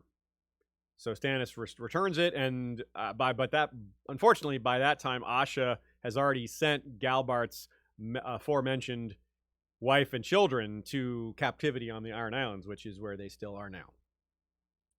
Speaking of trades, Robb laments a similar hostage situation not resolved differently. "I should have traded the Kingslayer for Sansa when you first urged it," Robb said as they walked the gallery. "If I'd offered to wed her to the Knight of Flowers, the Tyrells might be ours instead of Joffrey's. I should have thought of that." Varys also suggested to Ned that he should make friends with the Tyrells by sending Loras in the party with Beric Dondarrion. If he had, Gregor would have tried to revenge himself on Loras for the trick at the Hand's Tourney, and then maybe the Lannisters and Tyrells never become allies because of that bad blood. So this is a similar style argument that not only should you be thinking of allies in terms of helping your own cause, you have to worry about where they'll go if they're not yours. If they're not your ally, they might become your enemy. It's not like ally or neutral are the only two possibilities here. And of course, I believe I've said this before, but maybe not. Either way, I'll repeat it here. Yeah, it's true Robb should have thought of that, but really his advisors should have thought of that. the much older men and women in his entourage who are much more experienced and worldly in terms of marriage alliances. I mean, Cat should have thought of that, or Blackfish, or Great John. I mean, Cat somewhat suggests it, just not to the extent that would have convinced Robb. Yeah. And no one else suggests any of it, period. I know, right? They really should have been. Like, they were... It's amazing how Robb's entourage is so much like him in that they're amazing with the battles, but a lot of them are pretty bad with politics, and I wonder if that's part of why Roose Bolton was so ahead of the game, was he realized that how much of a blind spot the Northern Lords have in general. And he's an example of someone who would have probably thought of it. Roose may have thought of it. He's like, you know what, you should marry, you should do this. But he may have just kept it to himself because he was aiming to undermine Robb all along. I want to see him undermining Catelyn, making that suggestion. He's like, that would be foolish because of this, this, and this. The other side of it, too, is there's no guarantee the Tyrells would have even accepted, right? The Tyrells might have just said no. I mean, Sansa... Still would have left him open to betroth her to someone else powerful. Yeah, absolutely, you're right. So if they say no, he still has Sansa's hand to give to some other powerful lord to win their support. So yeah, it's a important piece of strategy that was just completely left off the table that really should have been there and kind of obvious. And the same idea to marry Sansa to Robb and Aaron is also out there. I forget if that's already happened or comes later. It doesn't matter. It's another one where Robb may beat himself up for not thinking of it, but it doesn't necessarily mean it would have happened. Lysa might have just been like, no, I don't want to get involved. Because that is kind of her general attitude about, look, nope, we're not getting involved. I mean, the idea of Sansa marrying Robin comes after so many other things happen, after the Red Wedding. You know, she's kind of like, Lysa is open to that sort of because the danger is gone, because her own family's been defeated and the war is tampering down. She feels a little more willing to make moves. So, in other words, as much as sense it makes for Robb, it doesn't necessarily make sense for Lysa as much as we want her to participate. Edmure's marriage decision is rushed in part because of the terrible news from the north. They now know Sir Roderick is dead and Winterfell is burned. Before, they had just heard of it being captured. So now the emphasis is even greater on Robb retaking his home. Otherwise, he's, the proverbial king without a kingdom. If you can't defend your home, it's a really bad sign. It doesn't Westerosi look down on that very distinctly. And of course, as much as they're annoyed by having to have this wedding in the midst of a war, well, quite frankly, they have to pass by the twins on their way back to Winterfell anyway. Which is just an unfortunate reality that it's just working out for the Freys and Boltons that things are lining up for them. Couple thoughts from Joe. He likes the timing of Lysa, the usage of Lysa as a character in the book. She's kind of out of the narrative until Sansa goes to see her, and that brings her back in. But that's after Hoster's death and after some of these other things. So it's kind of like there's an effort to remember him and Hoster here, but not directly, and his effect on Lysa, but not directly associated with her presence. We're meant to and left to remember this and think about it. And I think it might be something that slips if you could easily forget how big a deal this was. Or you could have just missed it the first time, Hoster's treatment of Lysa and how that relates to her personality. Joe likes that we get all this after the botched funeral of Bannon. It's a nice little... We talk about the variety of funeral customs from the Dothraki to the Ironborn to the North to even the Targaryens who burn their dead to the Free Folk who do pretty much the same thing, just burning their dead. Well, yeah, that funeral of Bannon, the Night's Watch funeral, it's very different. As Joe puts it, Hoster gets every trimming imaginable. He gets all the decor, all the people showing up, lots of great sadness. But, Mormont can't even remember where Bannon is from. He's like, wait, Bannon came to us from, where's he from? Down White Harbor way. Remember that line? Yeah, the show even portrayed that. So that's a very different portrayal of a funeral. And George very cleverly puts these close together without directly drawing our attention to them. Bannon's funeral is not a key feature of that chapter. It's notable, but so much else is going on. On the other hand, this funeral is the key thing drawing our eye in this chapter. All right. Rob's downfall here is really apparent. It's very sad as much as Cat is sinking further and further into depression and having all these various traumas pile up and take their toll. The same is true for Rob. We just don't get it from his POV. He's frustrated and confused, and there's uninspiration. There's so many things dragging him down, and he's stuck between his pride, his desire to avenge his father, something that can't give up on.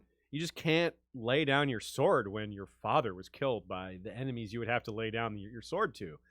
But he's losing. He's losing badly, and he's losing in ways that are unexpected. And the fact that he's thought he was winning and doing so well, this makes it so much harder to put yourself in his shoes and to realize how bad it is. The news of Duskendale is really interesting because he doesn't call it madness directly in this chapter, but I think he might elsewhere, or someone else does. And it's funny to hear of Duskendale referred to as just, why would he do that? It's crazy. When we are also thinking about Duskendale in terms of how it's the thing that drove Aerys over the edge, potentially.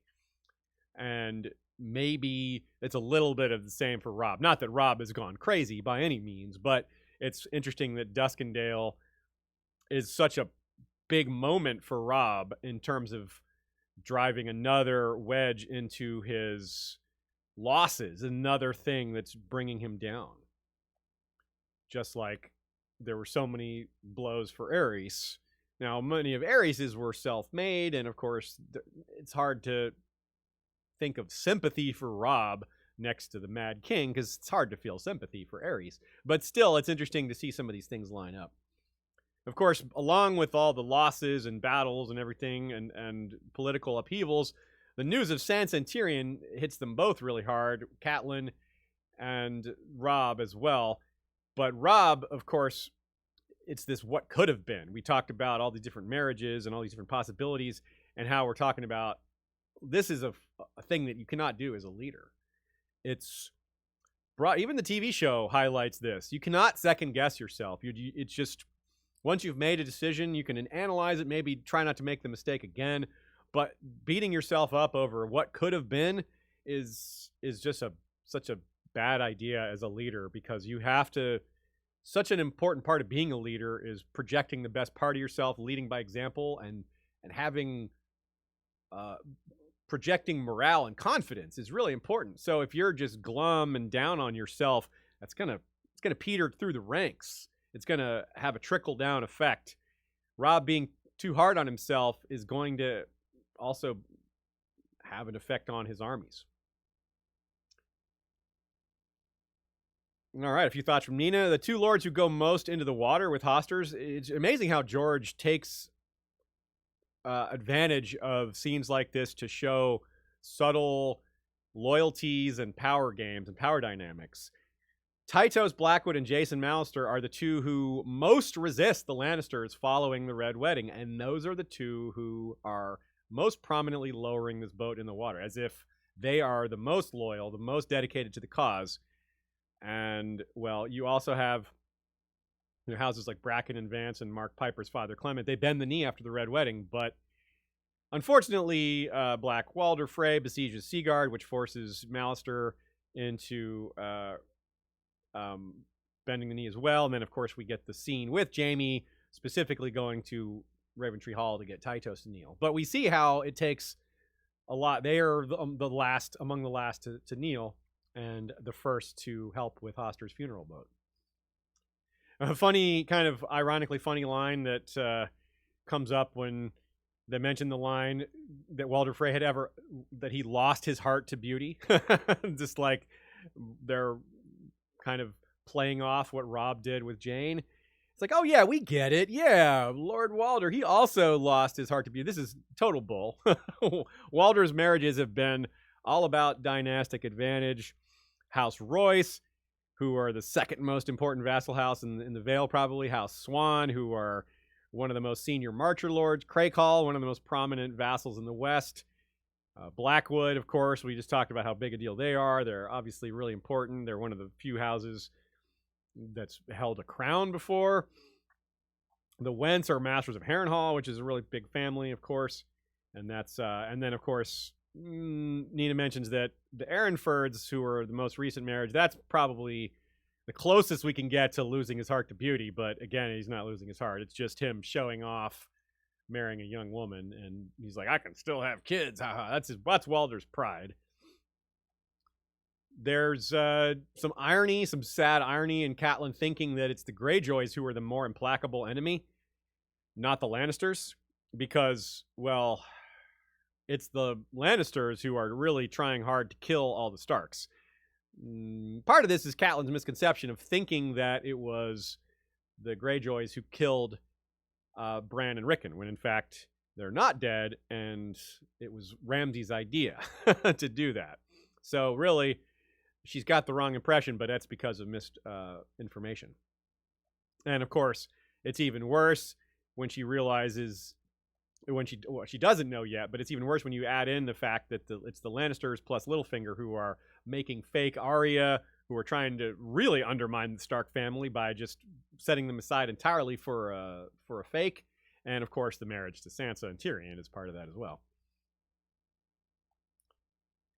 There's Lothar Frey. There's a lot to look at with Lothar Frey's language here to kind of get at subtly that he might be lying. Brynden Tully immediately questions why they've received no news of Winterfell being sacked, but the Freys have gotten that information. Well, how do you know and we don't? But there's not much. Lothar just kind of goes, I don't know. You know how it is in war. You never know how information's going to move around. He just prevaricates and acts like it's a matter of the chaos of war, when in fact it's quite telling. Robb points out that it makes no sense that Ramsay Snow is the hero of Winterfell. His reputation is of a cruel, terrible person who he thought was dead. And again, Lothar is like, well, I can promise you it's true, even though I have nothing to back it up with. It's just, but of course, don't take everything so seriously. Let's be aware that there's false rumors and reports out there. And it's not anything I'm responsible for. So he's just, Mr. Shrug, just shrugs it all off, even though he actually knows quite a bit more. And of course, Robb mentions Theon. He's like, well, what happened to Theon? And again, Lothar is like, oh, well, he's clearly the bad guy here. Theon, they blame it all on Theon, just as Roose Bolton wanted Ramsay to do. So again, you see a lot of the organization of this ahead of time, and they're politically spinning this to put the blame where it needs to be to keep the suspicion off of them. But when you really put these denials and these prevarications under the microscope, Lothar, it doesn't add up. Lothar should know some of the things he's saying, so it's clearly has information that he's not spilling. So we get to the sense that he's lying, and we know why, for the Red Wedding. Nina wonders if it's perhaps part of the reason Lord Walder selected Roslyn as the intended bride of Edmure. It's because Roslyn's full brother is Olivar, and Olivar was Robb's squire, and one of the few Freys that seemed to stay loyal to Robb. And, well, part of this, too, is the Freys need the marriage to happen quickly because the Red Wedding planning is already happening. Tywin needs Robb dead soon. And, of course, they have all these other plans they want to put into motion, like the fake Arya plan and Tyrion's Sansa thing, which Tywin, wants to get that going.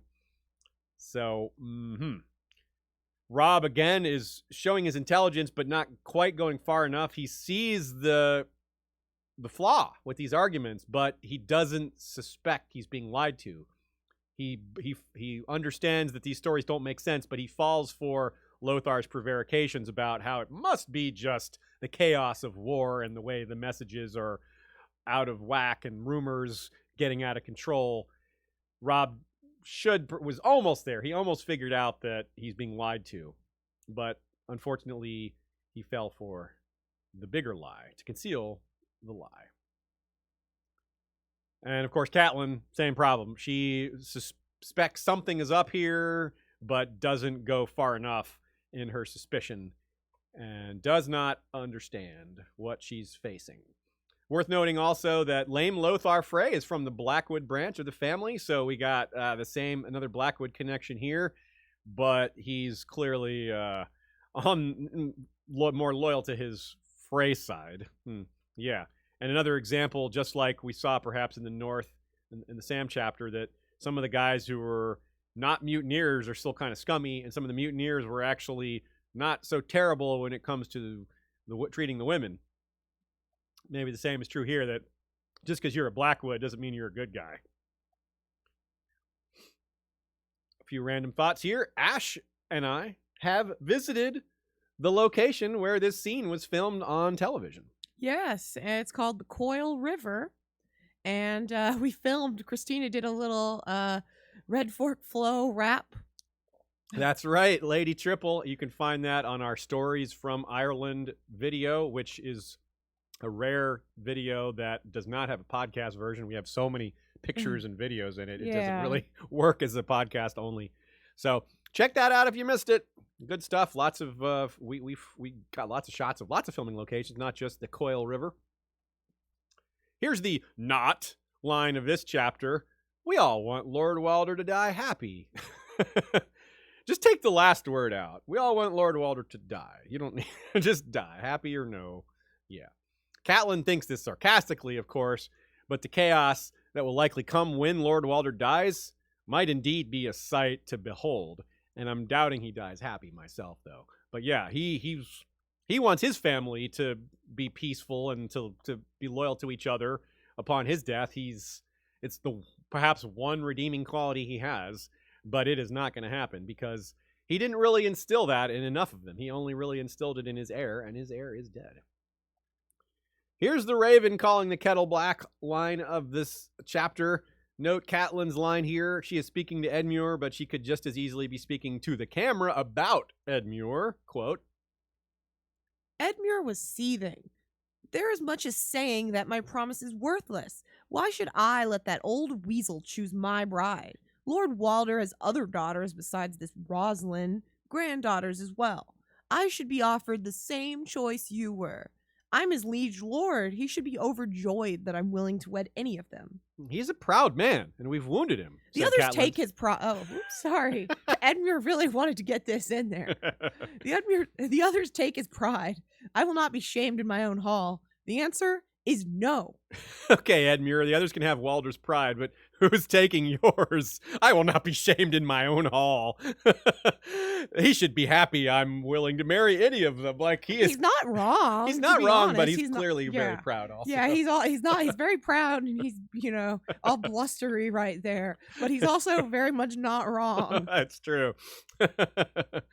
So, also, I also want to make fun of Edmure lightheartedly in another way here. He says, I had something smaller in mind to making amends, like swimming the sunset sea with my legs tied, or single combat with the Kingslayer. That last one's not so terrifying anymore. It's like, actually, Jaime, if only you knew, you'd be all over single combat with the Kingslayer instead of this marriage. I mean, Brienne, I don't know about that. I think Edmure would lose. But no, he's lost his hand. Yeah, I know, but... Oh, you think he would even lose at this point? Yes. I don't know. Maybe give Edmure a little more credit. He hasn't even started training with Ilan Payne yet. He's helpless. So there was a lot of discussion on Flick about how beautiful and tragic Catelyn's chapters are in general, but how the beauty... there's just as much beauty, but the tragic elements are just creeping up more and more, because descriptions of landscapes, which are so well done in Cat's chapters, perhaps more than anywhere else, there's less of them in these chapters because she's not moving around anymore. And so the beautiful descriptions are more about her intense, powerful emotions with her and her son and Edmure, and just this malaise afflicting the entire Riverlands effort here, and Northern's effort, because they're just all hammered by bad news constantly and this extremely poor outlook, which is reflected in the iconic line that Stefan B wants us to take note of: I have won every battle, yet somehow I'm losing the war. That is a great, succinct line that really does well describe Robb's arc. Stephanie the Peerless points out something that can sneak past on first read, but maybe not, because you know how bad Ramsay is already by this point. Maybe it hasn't fully sunk in, but there's that line that Ramsay has taken the surviving women from Winterfell. He's rescued them and taken them to the Dreadfort. Like, I think that does not count as rescuing. Yikes. And yeah, you really just don't want to have to think about that too much. And there's no sign of them either. You know, Theon is a prisoner at the Dreadfort himself, but and he's brought out of the dungeons and does all his thing, and he doesn't ever. There's no mention of those women at all or what happened to them. So that's not a good sign. Not a good sign at all. And that does it for Catelyn 4. We're not long from the Red Wedding now. Now it's time for Davos 4, the Great Claw Isle debate, aka the one where Davos is promoted. As I've said many times, we spoke at this event as much as any other, perhaps, ahead of time, the debate over Claw Isle, because it's such a big moment. Stannis proves to be the ultimate adherent with regards to promoting those who deserve it. Rather than via birth and station, he does it via merit, and at no point does he do that more emphatically than in this chapter. To greater effect, it doesn't happen anywhere else. This is the moment where you go, wow, this is Stannis, this is Davos. But it's also the one with the burning of the leeches, each gorged on King's blood via Edric Storm.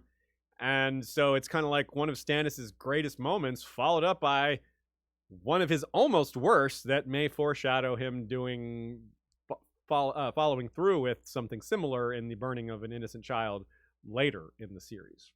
So I ask you here at the start, try to remember back to the first time you read this scene. How surprised were you when Davos was named Hand? I mean, he starts the chapter in a cell. It sounds for a minute like Stannis is going to burn him or execute him. Then he appears to be losing this key debate. And he confronts Stannis about choosing Robert over Aerys. So you think maybe he's gone too far. But from that moment, it's a giant turnaround. And he goes from that to Hand and Lord Admiral. So did you perhaps react like this first line of the chapter? Lord Alistair looked up sharply. Yeah, you're like, whoa, cool. But for Lord Alistair, well, things are not looking up for him. But it is looking up for Davos. But it's not looking good for Stannis. I mean, he's not looking good. He resembles, like I said, Beric and other corpse-like figures. Appropriate, given the notion that some of his life force is taken, that his life fires burn low, to quote Melisandre. Melisandre's explained it already, but now we get physical confirmation of what he actually looks like. Check this out. A red gold crown with flame-shaped points encircled his brows. The look of him was a shock. He seemed 10 years older than the man that Davos had left at Storm's End when he set sail for the Blackwater and the battle that would be their undoing. The king's close-cropped beard was spider-webbed with gray hairs, and he had dropped 2 stone or more of weight. He had never been a fleshy man, but now the bones moved beneath his skin like spears, fighting to cut free. Even his crown seemed too large for his head. His eyes were blue pits lost in deep hollows, and the shape of a skull could be seen beneath his face. Robb's crown is heavy, which is a metaphor for the burden of leadership being too much. Here we have a crown that seems too large for his head. It's being presented as a physical thing, but of course, for the same reason the crown is too heavy for Robb, it's a similar level of burden. Stannis is overburdened at this point, but I want to draw your attention again, stay focused on how similar this is to Beric. His eyes are blue pits lost in deep hollows. Beric resides under the Hollow Hill. That's a vague similarity, but more, it's the scale of their leadership. They're both low on followers. They both kind of are pushing for a certain thing that's not going very well. They're losing. They're proud. They're strong. A shell of what they once were. The shadow of Robert hangs over them both. Well, here's the Beric quote. 60 brave men and true, led by a fool in a starry cloak. A scarecrow of a man, he wore a ragged black cloak speckled with stars and an iron breastplate dinted by 100 battles. A thicket of red gold hair hid most of his face, save for a bald spot above his left ear where his head had been smashed in. One of his eyes was gone, Arya saw, the flesh about the socket scarred and puckered, and he had a dark black ring all around his neck.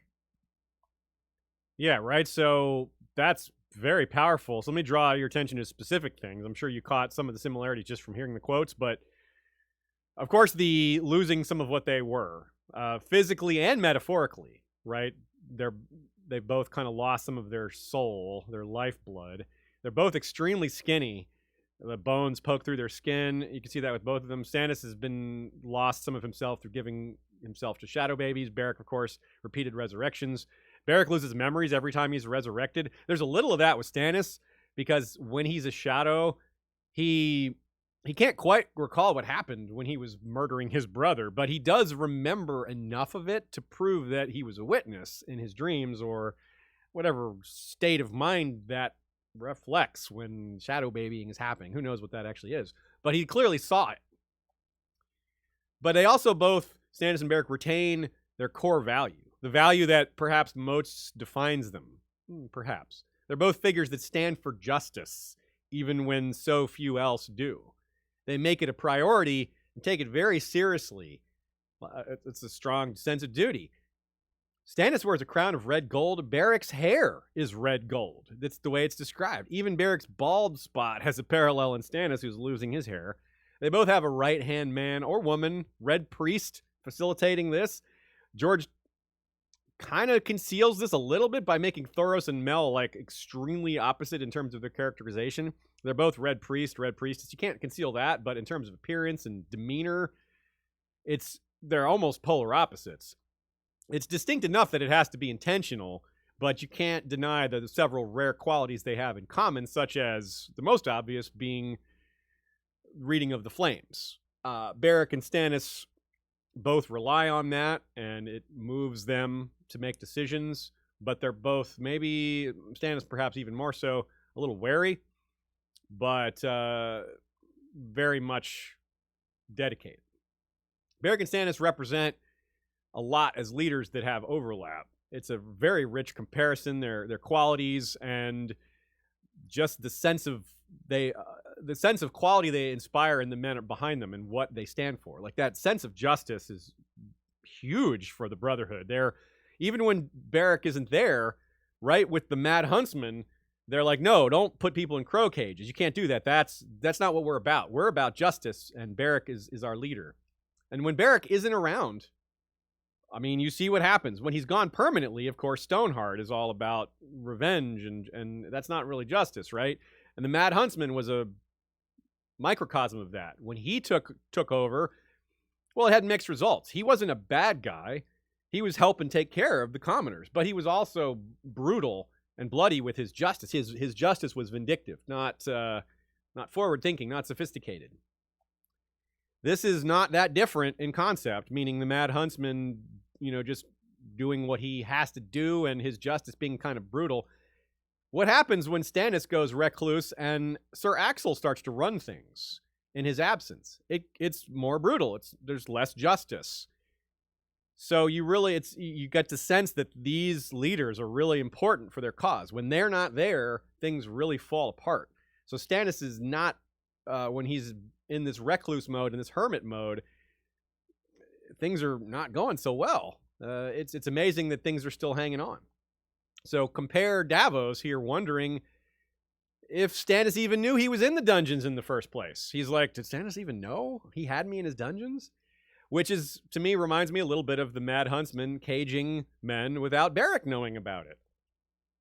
So as instruments of justice, as symbols of justice, it's poignant to see that they're examples of what happens when a just cause lacks that crucial leader, or when that leader, who is the soul of their cause, well, what happens when that leader loses the soul? If the leader is the soul of the cause and the leader no longer has a soul, well, what does that mean for that cause? You can say Beric and Stannis have kind of lost their souls a bit. George R. R. Martin uses fantasy elements to make selling one's soul more of a visible, literal concept. Do you think he saw that episode of The Simpsons? When Bart sold his soul to Lisa. Milhouse. to Millhouse and then Lisa, yeah. He may have. Good point. So that's a way to make this concept more literal, to show it, to have a physical manifestation of it, of selling one's soul. But actions do even more than what an appearance indicates. The biggest evidence of Stannis losing sight of the point, so to speak, the biggest evidence of Stannis not being about justice, even though he says he is surely the case of Edric Storm, which is presented here, at least the beginnings of it, in one of Stannis' finest moments of justice. It's stitched in with this moment of coming great injustice. Thanks to Davos, of course, it doesn't happen. Davos saves Stannis from doing evil, and Stannis goes north in this book. And to both readers and characters in world, it's an extremely positive and redemptive act for Stannis to go north. And in the show, the Brotherhood redeems itself also by going north. And since we're talking Beric and Stannis here, maybe that's going to be the redemption they need in the books as well. And they're going to need redemption, probably, given what Stoneheart's leadership seems to be doing to them. And certainly more and more people will have their attention drawn north as Game of Thrones rages on. I don't mean you guys, I mean characters in the world. And, well, Melisandre, of course, is always there to remind us. The sand is running through the glass more quickly now, and man's hour on earth is almost done. We must act boldly, or all hope is lost. Westeros must unite beneath her one true king, the prince that was promised, Lord of Dragonstone and chosen of R'hllor. R'hllor chooses queerly, then. The king grimaced as if he'd tasted something foul. Right? Stannis' instincts are correct here. Melisandre is wrong. I mean, again, we don't need to go over this again, but that's Dany she's seeing almost certainly. Lord of Dragonstone? No, you meant Lady of Dragonstone. Prince that was promised? No, you meant Princess that was Dragonstone. One true king? Yeah, one true queen. Chosen of R'hllor? Not Stannis. Nope. The other red priests know, like Benero, know that it's Dany. So, yep. Other notable moments in this chapter, the first mention of Daemon Blackfyre. Quote, "It has always been so, since Aegon's day and before. Daemon Blackfyre, the brothers Toyne, the Vulture King, Grand Maester Harith. Traitors have always paid with their lives. Even Rhaenyra Targaryen. She was daughter to one king and mother to two more, yet she died a traitor's death for trying to usurp her brother's crown. It is law, Davos, not cruelty." So you could see why Stannis would favor Aegon over Rhaenyra, because he's a law guy, and he thinks the law is men should inherit. Now, no, of course, the law was not set then. Oh, I agree. Exactly. Stannis is wrong, where he's he needs right to about. Study the history books with Shireen. Yeah, he does. He's got the non-overly scholarly view of it, which is that the history is written by the winners, and well, you could argue Aegon II didn't actually win, but hey. Funny, too, that Stannis and Renly have some strong parallels to the Greens and the Blacks. Renly is very green, and Stannis was the Dragonstone Lord who was usurped by his younger. But anyway, and the Toyne brothers are mentioned here, too. We talked about how they're really relevant to the story of Aemon the Dragon Knight and Jaime and Cersei and all that. Super important. Some of these are not the best examples of not cruelty, though, Stannis, he says, not cruelty, but honestly, there's a lot of examples of cruelty, especially with the Dance of the Dragons, the brothers Toyne. There's lots of, yeah, Stannis, again, needs to study his history. A couple things he got wrong there. But it doesn't change the point, though. Stannis' point, just because he picks bad examples doesn't mean he's wrong. Some people have great points, but communicate them poorly. And that's a theme of this chapter. Davos has the right of it, but during the debate with Axel, he thinks he's losing. But he knows he's right. We know he's right. It's just a matter of communication. He doesn't, maybe he's just not a great debater. This is going to come back around again when he's in White Harbor, except in this case, he's leaving jail, and in that case, he'll be headed to it. But, that's a fake out. It's the first of several extremely powerful positive fist pump moments for Stannis, interspersed with a truly awful attempted murder of an innocent.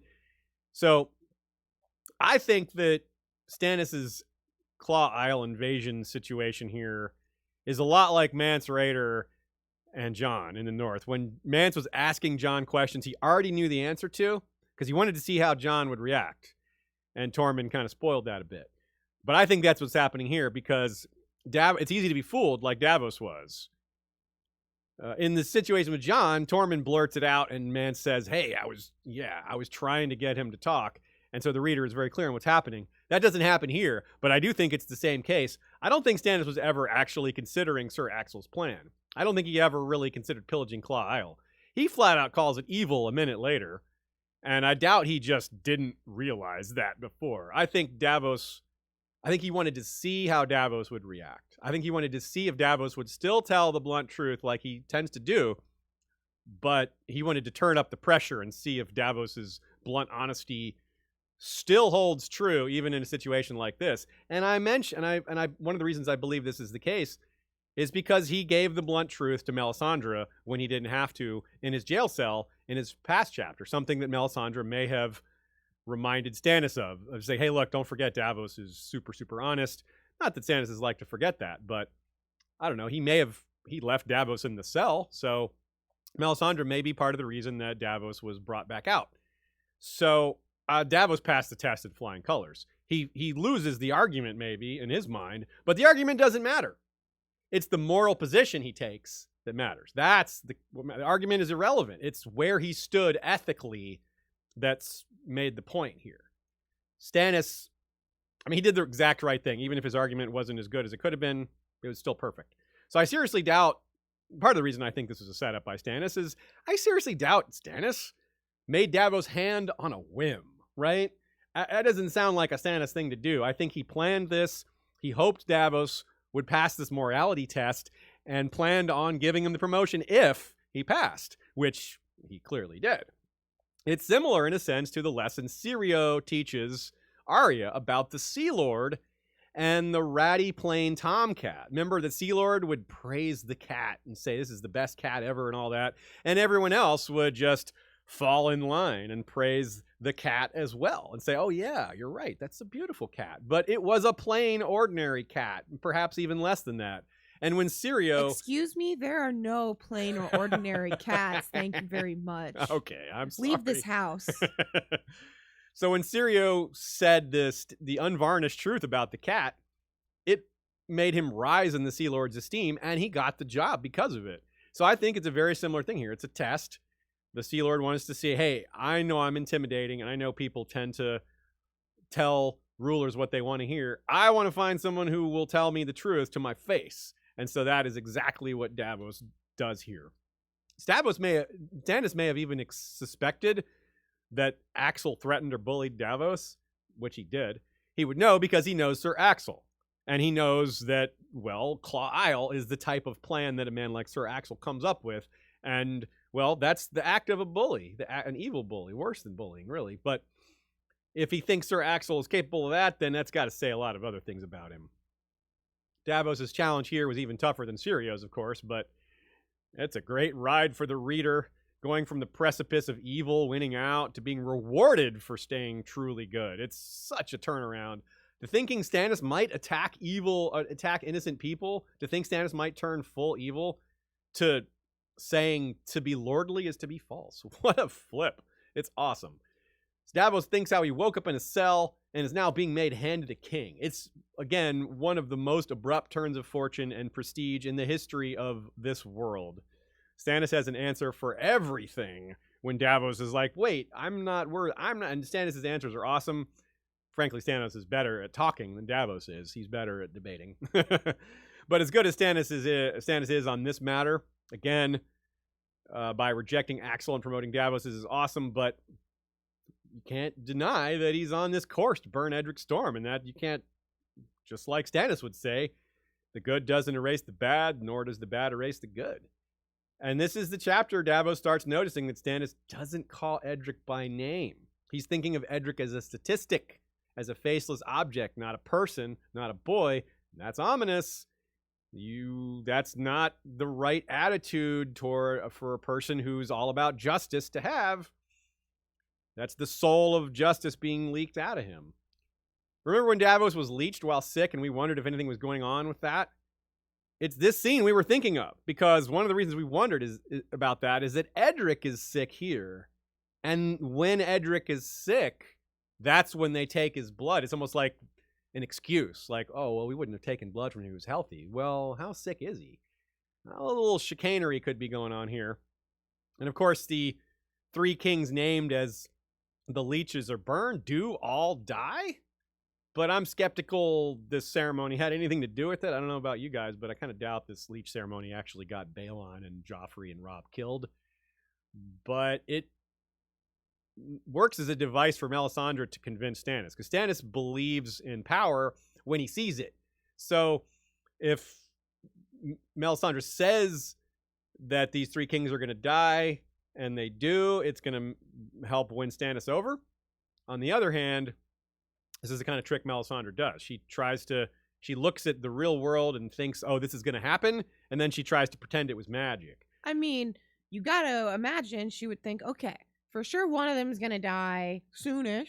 Another one will die, and then even if all 3 don't die, she just tells Stannis, oh, wait, just keep waiting, and then he ends up killing that king. Yeah. And there you go. It's easy for it to come true without a prediction. Yeah. You're right. You're totally right. Like Robb, it's easy to see the writing on the wall for Robb. Joffrey is a whole real piece of work. Having someone kill him off is no surprise. Yeah. And Balon's older, and if the Ghost of Highheart can see visions of him dying, maybe she really did see a vision of him dying.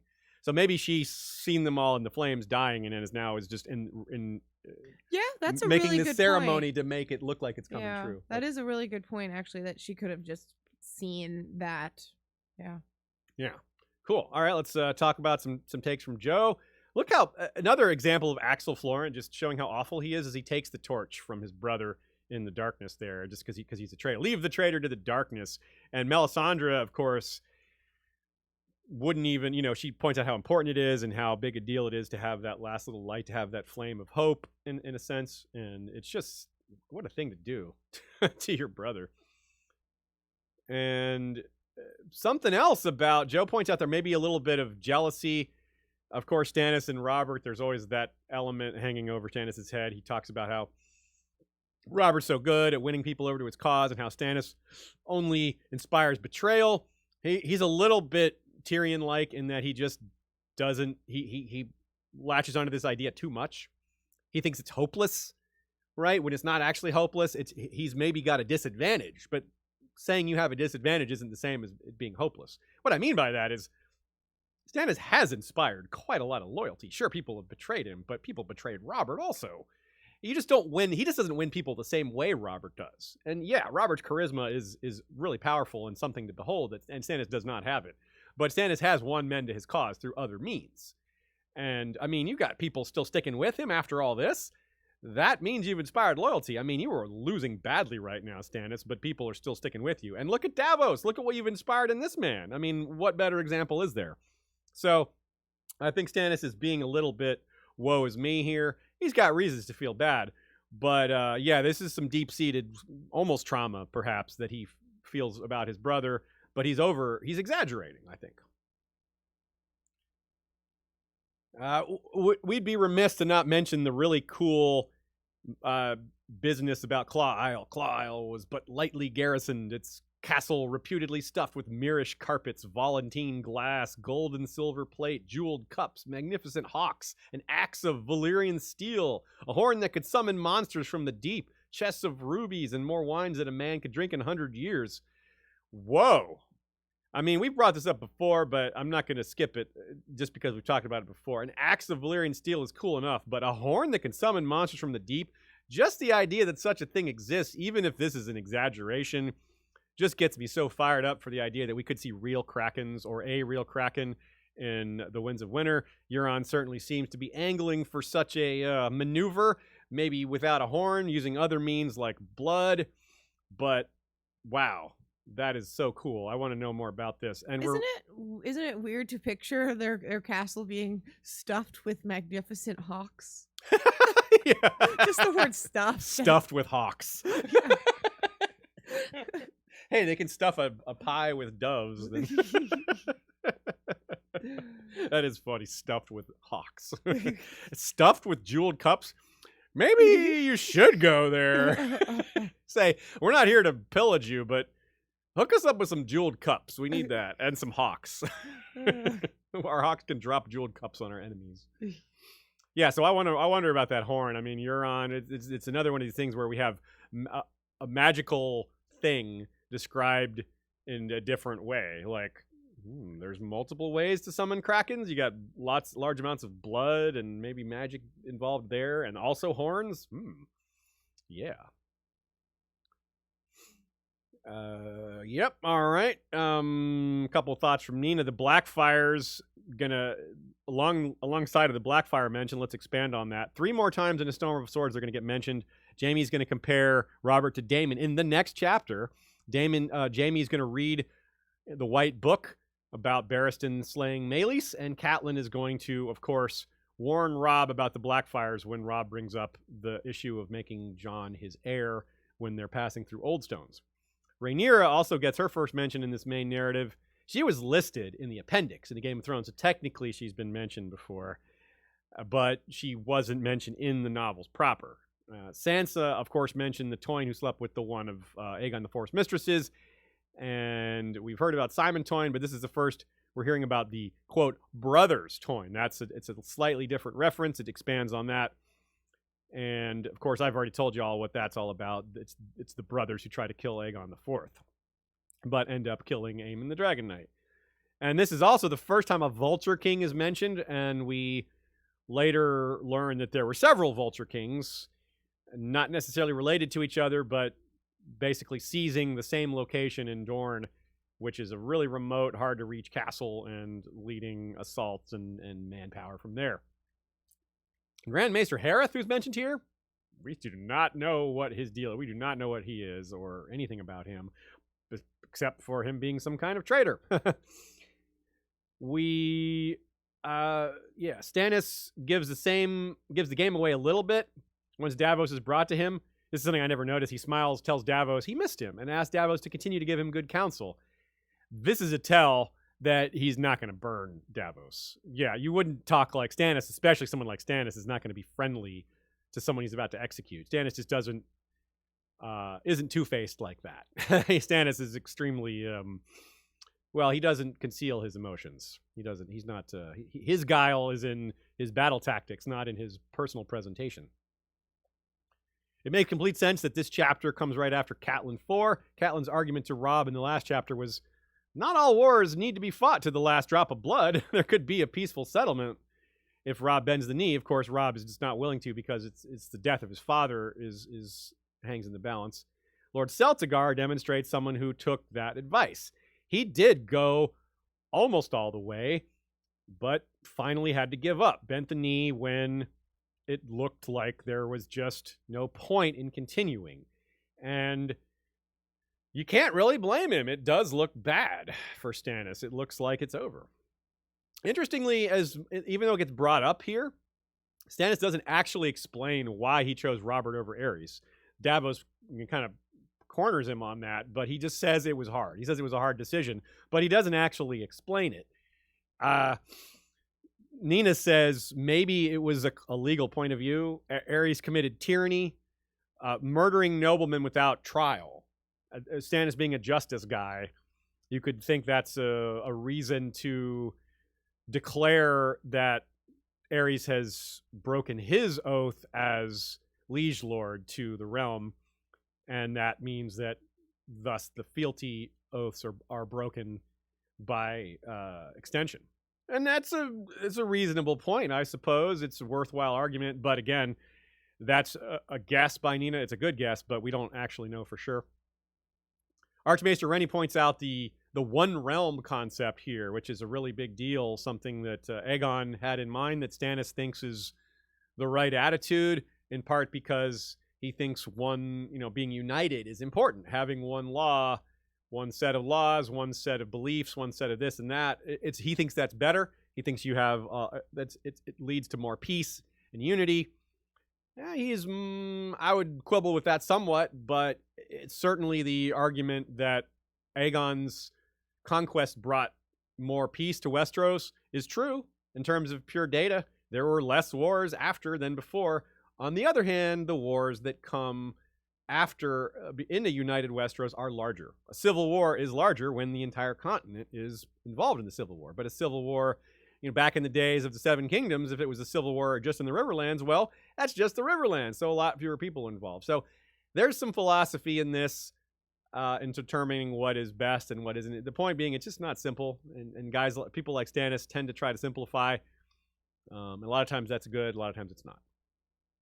Stannis sees the battle of the Fist of the First Men in the Flames, and it's part of the setup for him going north. Melisandre's right that the real enemy is the cold. It's funny that she's wrong about so many things, but she's still right about some of the most important things. Some of the most important things to come. She's just got a lot of the details wrong. Stannis' destiny isn't the Iron Throne, it's the North. She is right about that, even though she's wrong about his actual role. Yeah, that part's right. And interesting too, though, something I didn't really think about before. This is a vision of the past. Normally, the flame visions seem to be visions of the future, but the battle of the Fist of the First Men has already happened. There's a chance it hasn't, that this is a timeline thing. I really don't think so, though. I think that these chapters are somewhat close to each other in line, and the battle of the Fist of the First Men was the beginning of this book. We're about halfway through now, close to halfway. So Stannis and Melisandre have a version of the conversation Stannis just had with Davos, but in reversed positions. Davos questions why Stannis would make him a lord and his hand over his other bannermen, given that he was a lowborn, illiterate smuggler. And Stannis is like, no, there's no one better to be hand. But when Melisandre is like, you're the chosen of R'hllor, Stannis is like, why me? There's got to be someone better. Robert was better, blah, blah, blah. So yeah, that's kind of funny. I never really realized that Stannis is repeating the same argument Davos just gave to him, and Melisandre kind of uses the same argument he used on Davos. It's it's like a trickle down thing. That's very cool. All right, we are poised to have one of our longest episodes of Valar Rereadis ever. We kind of saw that coming, but we're almost on our last chapter here. Only a few questions from y'all. I had people guess in the chat. Yeah? How long it would end up being. I don't think the Jaime one is super long. But so it's going to be close. But let's move on. Super chat from Josh Davis. Appreciate that. Thanks, Josh. Sir Newt points out that Stannis, in line with being proto-Dany and in line with being Melisandre thinking he's Dany, or thinking he's the chosen one of R'hllor when she's actually seeing Dany. Well, Stannis is dressed in red and black here. Kind of neat. He's got Targaryen colors. He's got a big black belt and a red mantle. And the rest of his coloring is plain other than his red gold crown. Very cool. I like that. Good catch, Sir Newt. Stephanie the Peerless points out, or asks rather, do we see Axel's reaction after finding out that Davos is named Hand? Well, what happened? Well, Axel, we do not see his immediate reaction, but we do see him disparaging Davos later at Eastwatch. Well, we don't see it. We hear Cotter Pike writing about it, apparently. But Cotter Pike doesn't like Axel either. So Axel's a bit transparent. Not many people seem to like him. He gets followers because he's a big, brutal bully guy, and people sometimes fall in line with that. But Stannis kind of understands. Man, real quickly, the show really just a good example of how the show just missed the point of Stannis in a lot of ways. This moment had so much less punch to it, Davos's promotion, because there was no Claw Isle debate, because there was no thinking that Davos would be burned necessarily. I don't think they made as much out of Davos's possible execution here.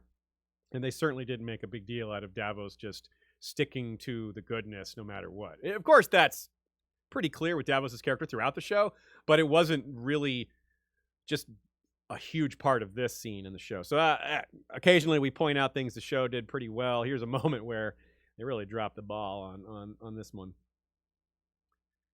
Jaime 5, Beauty in the Bath, a.k.a. My Dinner with Bolton. At last, the full story of why the Kingslayer slew the king. The first line is... Harrenhal's bathhouse was a dim, steamy, low-ceilinged room filled with great stone tubs. It's funny how much of a bombshell this chapter is when you read it the first time. It's like the hits keep coming. You've got all these things we've just discussed in these previous chapters today. But this is like, whoa, no other moment maybe, at least from early on, can measure up in terms of its power to change minds about Jaime Lannister as a person. Nothing's ever going to erase trying to murder Bran, But even those who find him unforgivable overall may change their mind, at least on the issue of the kingslaying, at least on the issue of the Mad King. And this is the chapter that takes people there. And isn't it amazing? When we knew it was coming, there were so many clues. Like, as rereaders, we see it coming a mile away because we know to look for it. And there's a lot of little tidbits in Jaime's memory, thinking about the pyromancers, thinking about this and that. It adds up. You can really see it coming. And it's almost a wonder that we didn't see it the first time because there's so many little clues. But, you know, we were just along for the ride the first time through. Too many curiosities and mysteries all over the place in these books to pick out everything, so anyone can be forgiven for not seeing this coming. And I think most of us didn't. The death of Aerys and Tywin's entrance to the city are two of the main features of this chapter, but the chapter also weaves a lot of other threads in as well, and quite well. Many of which were not as significant the first time through. Again, so many little things, major things, distracting us away from these little things that aren't really that little. They just don't seem big at the time. Well, that's why we got to reread and reread and reread, because there's so much fun for us to uncover. And, well, we've been highlighting the Battle of Bells quite a lot lately, and for good reason. It's highlighted a lot around this part of the book. Quote, "After dancing griffins lost the Battle of the Bells, Aerys exiled him. Why am I telling this absurd, ugly child?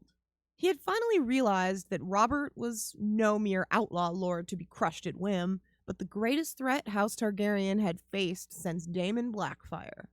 The king reminded Lewin Martell gracelessly that he held Elia and sent him to take command of the 10,000 Dornishmen coming up the king's road. John Derry and Barristan and Selmy rode to Stony Sept to rally what they could of Griffin's men, and Prince Rhaegar returned from the south and persuaded his father to swallow his pride and summon my father." So the Battle of the Bells is mentioned, and we quoted Dancing Griffins, a.k.a. John Connington's thoughts on the matter last time, which were, well, they were pretty serious and severe. And Daemon Blackfyre gets a second mention immediately after his first. Rhaegar returned from the south. That's a reference to the Tower of Joy, which Jaime wouldn't know much about. This is a really neat little point, because one of the things we try to hammer home during the reread is that sometimes you got to look deep for the clues, but sometimes the clues are in what's not there. And in this case, there's three very crucial sworn brothers missing that are just returned from the south. Rhaegar did, but not the sworn brothers that he was with. And of course, those are really big. That's Arthur Dayne, Gerald Hightower, and Oswell Wentz. So this is a really huge little omission, but it's not like a trick by George. It's just, Jaime just wouldn't know much about that, but it's really interesting to think about it here in light of that. The legacy... You know, I just have a quick question. Yeah. You know, I don't really get why Jaime calls John Connington dancing griffins. I guess just because of his sigil? Like, they're not dancing. They're not dancing. They're like fighting, looking next to each other. I guess you could say that. I guess the dance metaphor is used pretty often by George to determine fighting, you know? Anyways, I just think it's interesting that Jaime says such a flowery name for him. Yeah, that's a good point. Maybe I think it's part of it too, is he doesn't want to name John Connington by name. Yeah, they're trying to kind of hide that point. That could be part of it. Anyway, this legacy of the wildfires isn't just about Jaime and his past.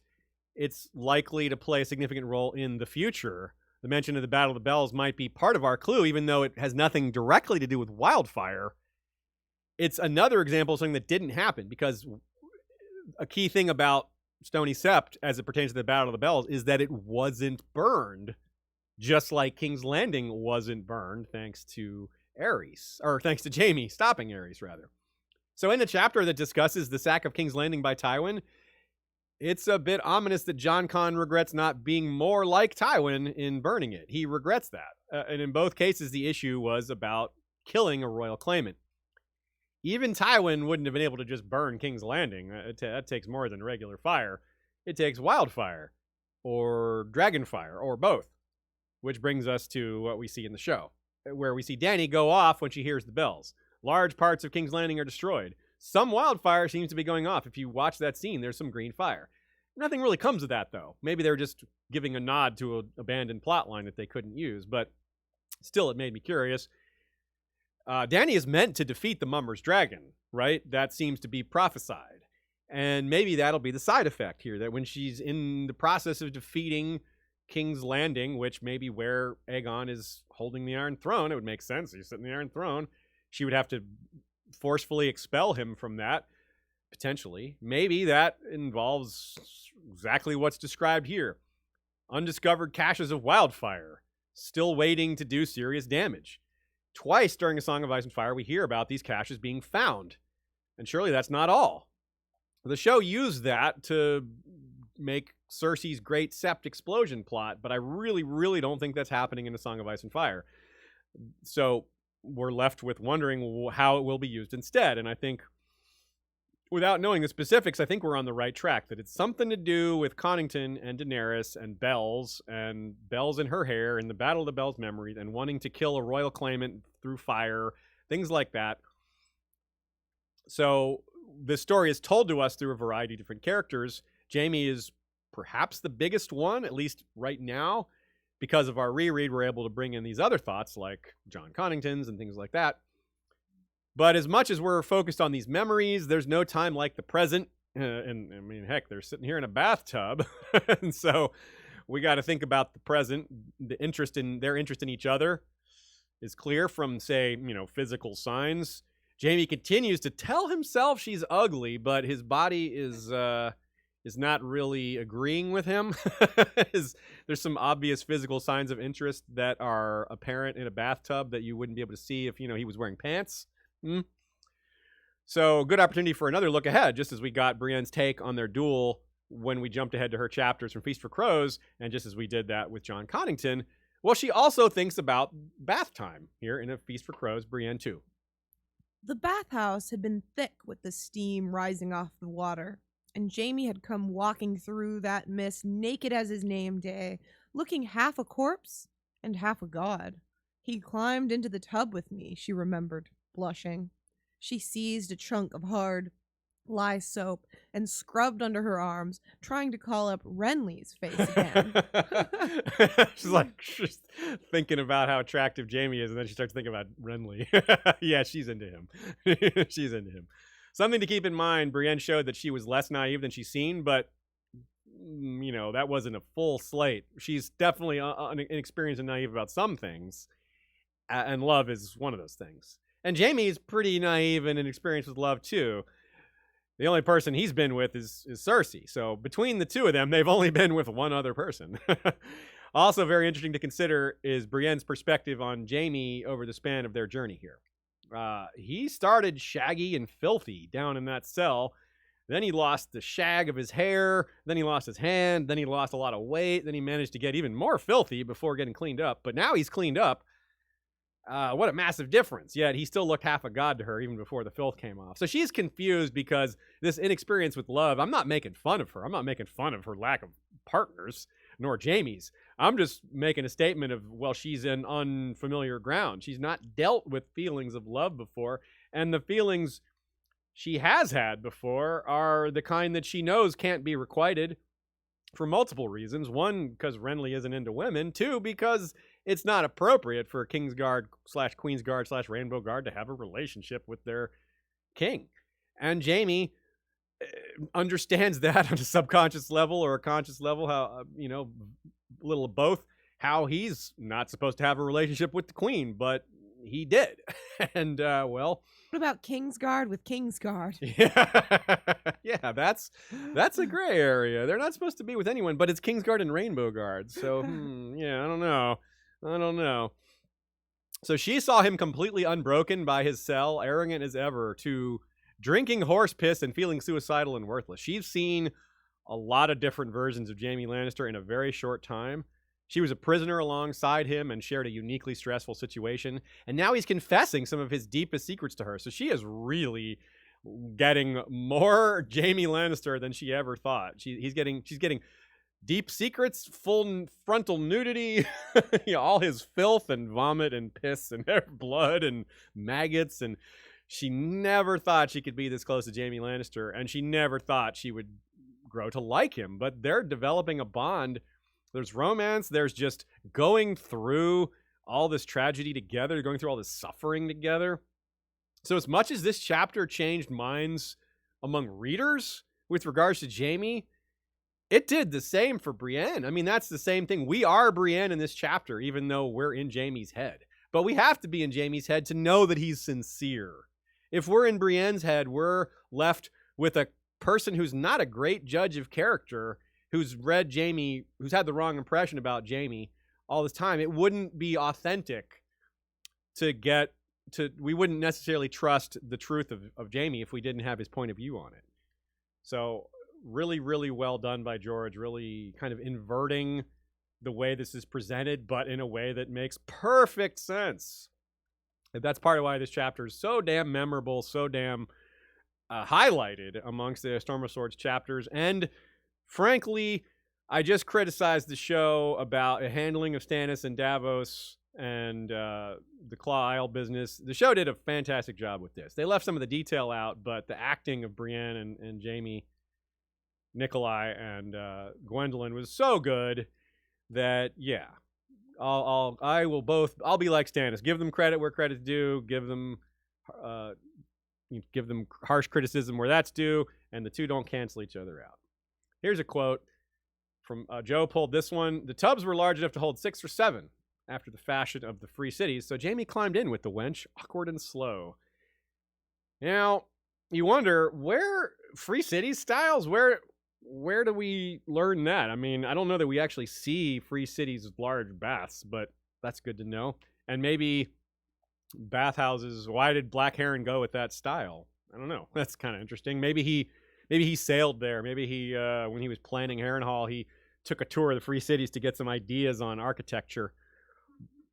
Another little take here, though, this is something I thought of. Mad Danelle Lawston was said to have bathed in blood at Harrenhal. A disturbing thought alone, but when you think of bathing in blood, I don't know if you even imagine anything, but if you do picture that, I don't think you imagine a tub this size, but these are the Harrenhal bathtubs. Now, there might be other bathtubs elsewhere, but if these tubs were filled with blood, that's a lot of blood. Damn. Yeah, it depends on if it's just blood or blood and water. Yeah, I right. can picture this because I dye my hair red. And so really it really is like you're bathing in blood. That is exactly what it feels like.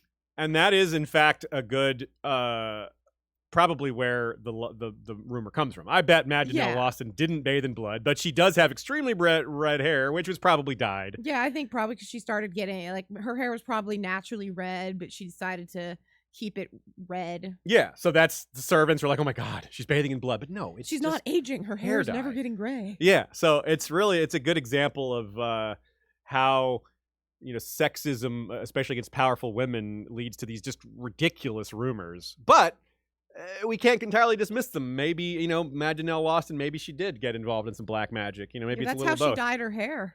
She just rubbed blood all that's blood into magic, not black magic. She would have black hair.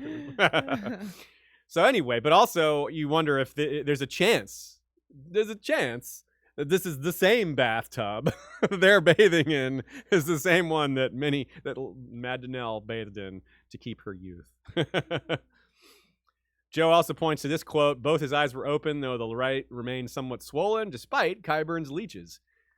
What he thinks is happening here is that George is reminding us of Roose and the leeches and what Stannis just did with leeches and Melisandre, and to remind us that that's evil. Even if all he did was take some blood from young Edric and throw that in the fire, this is still on the path of evil. And with Roose, well, just associating leeches to Roose and leeches to other things is a connection, because Roose is unabashedly bad. Much of the details that are being explained here, we kind of knew as far as Jaime and why he killed Aerys, but Brienne asks a question that we never really get an answer for, which is, why didn't he ever tell anyone else? And he doesn't even tell, like, Tyrion, or it doesn't seem to have even told Cersei. It would have made sense to, even though he couldn't have maybe proved it, he might have been able to prove it by finding the caches of wildfire. So there's even a way for him to show what he did and just to prove that he did the right thing. So we don't really have an answer. Maybe it's, by what right does the, wolf judge the lion, Jaime's pride, or how he was brought up to not explain himself. It could be a function of Tywin, the way Tywin raised him, to not explain yourself. Lords don't explain themselves to their lessers. Tywin is certainly a guy who does not explain himself. So that at least fits. It may not be the reason, but it could be. So, yeah, I don't know. So the dinner part of this chapter is interesting. Roose having dinner with Jaime, just more examples of him subtly showing signs of evil, and some not so subtle. The notion of this gigantic dining room with Roose talking super quietly, sitting at the end of a long table, but somehow being commanding. There's something really spooky and poignant about that. Just how is he comfortable? How is this something that Roose is like, yeah, I want to have dinner in this giant, creepy room, sitting far away from you. This makes me feel powerful. Like, it takes all kinds. Roose is just so upfront, so brazen with the fact that he's not loyal to Robb, or at least he's speaking as if he's not, because he's like, yeah, I could sell you to Edmure, I could sell you to Tywin, I could keep you myself and gain Alice Karstark and all these things. He's just not speaking like a loyalist at all, and that's a pretty big red flag. And then we have speaking of what this is a red flag for, this quote, "'Tis scarcely chivalrous to threaten your host over his own cheese and olives," the Lord of the Dreadfort scolded. "In the north, we hold the laws of hospitality sacred still." You jerk. Joe says this book is just asking to be thrown across the room now. Yeah, in the north, we hold the laws of hospitality sacred still. Yeah, you hold them sacred still. You don't personally. We in the north, maybe, but Roose Bolton does not. Yikes.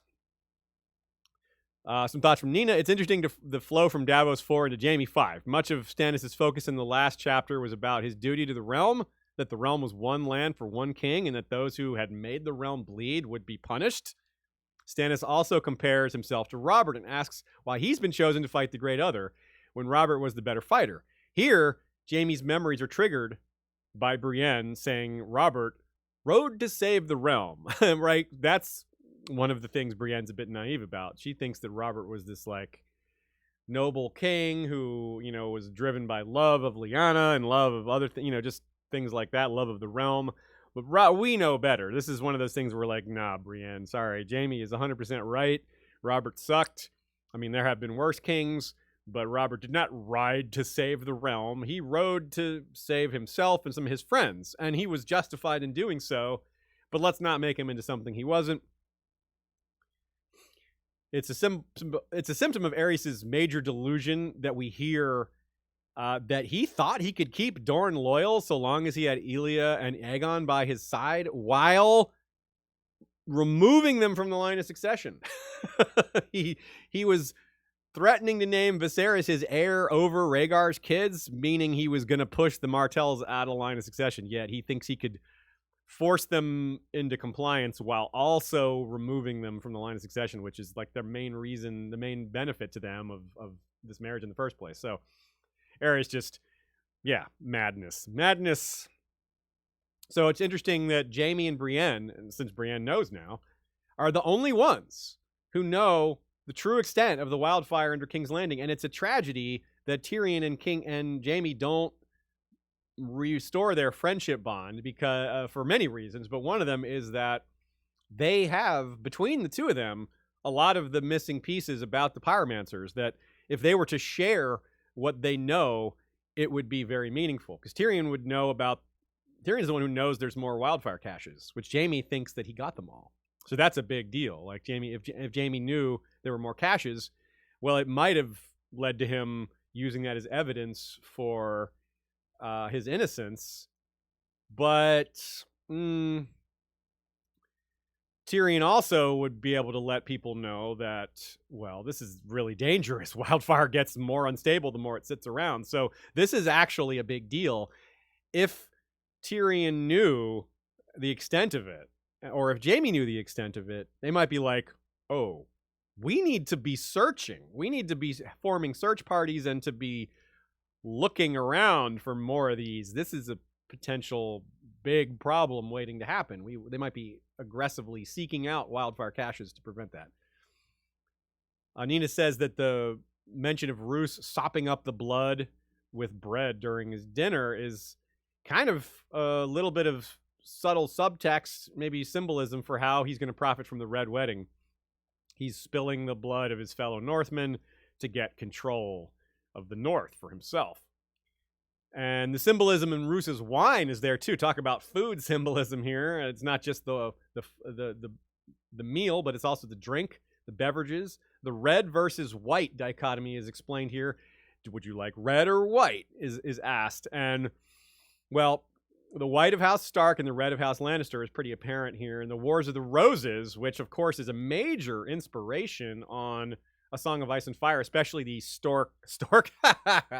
York and Lancaster, meaning the Stark and Lannister side of things. Of course, the Wars of the Roses don't cover the others and Daenerys and all that. But they really cover the Stark and Lannister conflict quite well.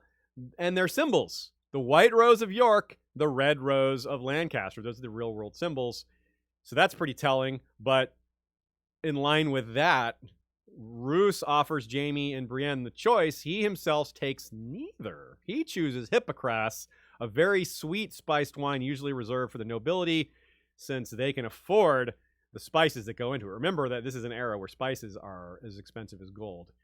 It's a sign that Roose is not committed to either Stark or Lannister. He's allied with Tywin because it's expedient for him, for his own goals. He's not planning on staying under Tywin's thumb anymore, or for very long. It's just a temporary thing, nor is he planning on following Robb for much longer. And it's interesting that he points out there's mention of Arya here. Of course, it's fake Arya, as we know, but at the time, we're not sure what's happening. When you read this story for the first time and he says, oh, Arya's been found. They're like, wait, what? You don't know what's going on because you know Arya hasn't been found, or maybe it's about to be revealed in the next chapter, but that clearly doesn't happen. So what is Roose talking about? Well, this is Jane Poole already happening. And so it tells you just how far along these plans have gone. That part of this has already been worked out. There's already the fake Arya plans already, the wheels are already turning. It's already maybe agreed to. It hasn't started because Jane Poole's still King's Landing at this point, but we're going to see her in Jaime's chapter. It's Jaime's chapter that Jane Poole is going to be seen dressed up going north, calling herself Arya. And Jaime's like, that doesn't seem like Arya to me, but I don't know. I wouldn't know that well. So that doesn't happen for a while, but this is evidence that it's, well, slam dunk evidence that the planning has already happened. Brienne also refuses wine. She drinks water, a sign of her honesty, devotion to duty, and trying to stay clear-headed.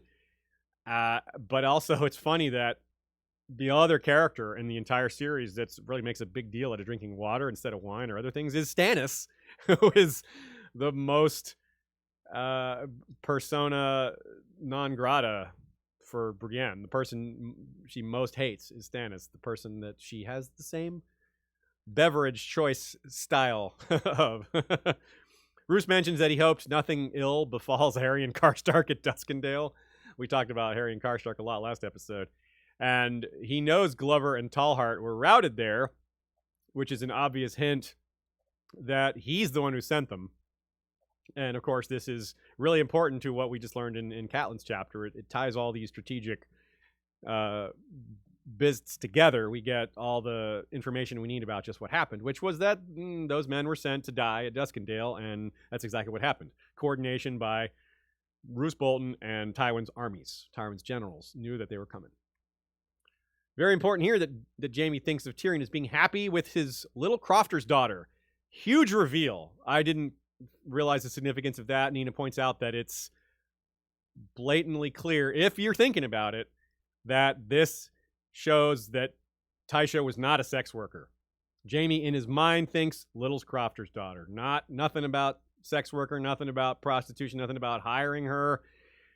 Proves that it was a lie. So that's a really big reveal ahead of their conflict that comes at the end of the book. Stannis points to Varys as one of the main sources of corruption he planned to eliminate, and that comes up in this chapter through Jaime. pointing out that Barristan says the same thing. He says that the troubles had started with Varys, and here we have that exact same or a similar sentiment about stoking Aerys' paranoia. The notion that not letting his father into the city was the one time Aerys should have listened to Varys is interesting, and you wonder what Jaime expected there. You wonder also, why didn't Jaime consider just capturing Aerys instead of, killing him? And it almost makes it end up looking like he and Tywin planned it, because Jaime kills the king and then Tywin comes in and sacks the city. It sort of looks coordinated. But, of course, it wasn't. But it ends up just looking worse for Jaime.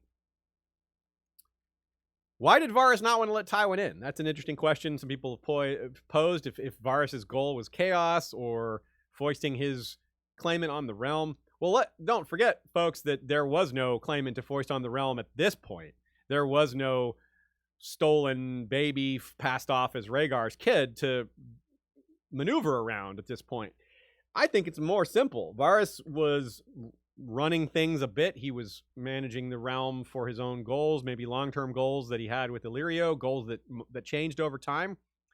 But why risk a regime change? Why risk being Robert's master of whisperers, who may not be amenable to you? Why risk someone like Tywin, who might not want to work with him? Varys' position of power may not be stable if someone else comes in and takes the throne. So it's just a risk for him. I don't think that he really cared about King's Landing getting sacked necessarily, although he might have. He may have just been that, it may have been that simple. He's like, no, I know Tywin's going to sack King's Landing. I know he's going to come in here and be bloody about it to demonstrate what side he's on, because he waited so long to take a side and needs to be thorough about it, needs to make, as he himself says, needed to make it absolutely clear that they had abandoned House Targaryen forever. Well, there you go. All right.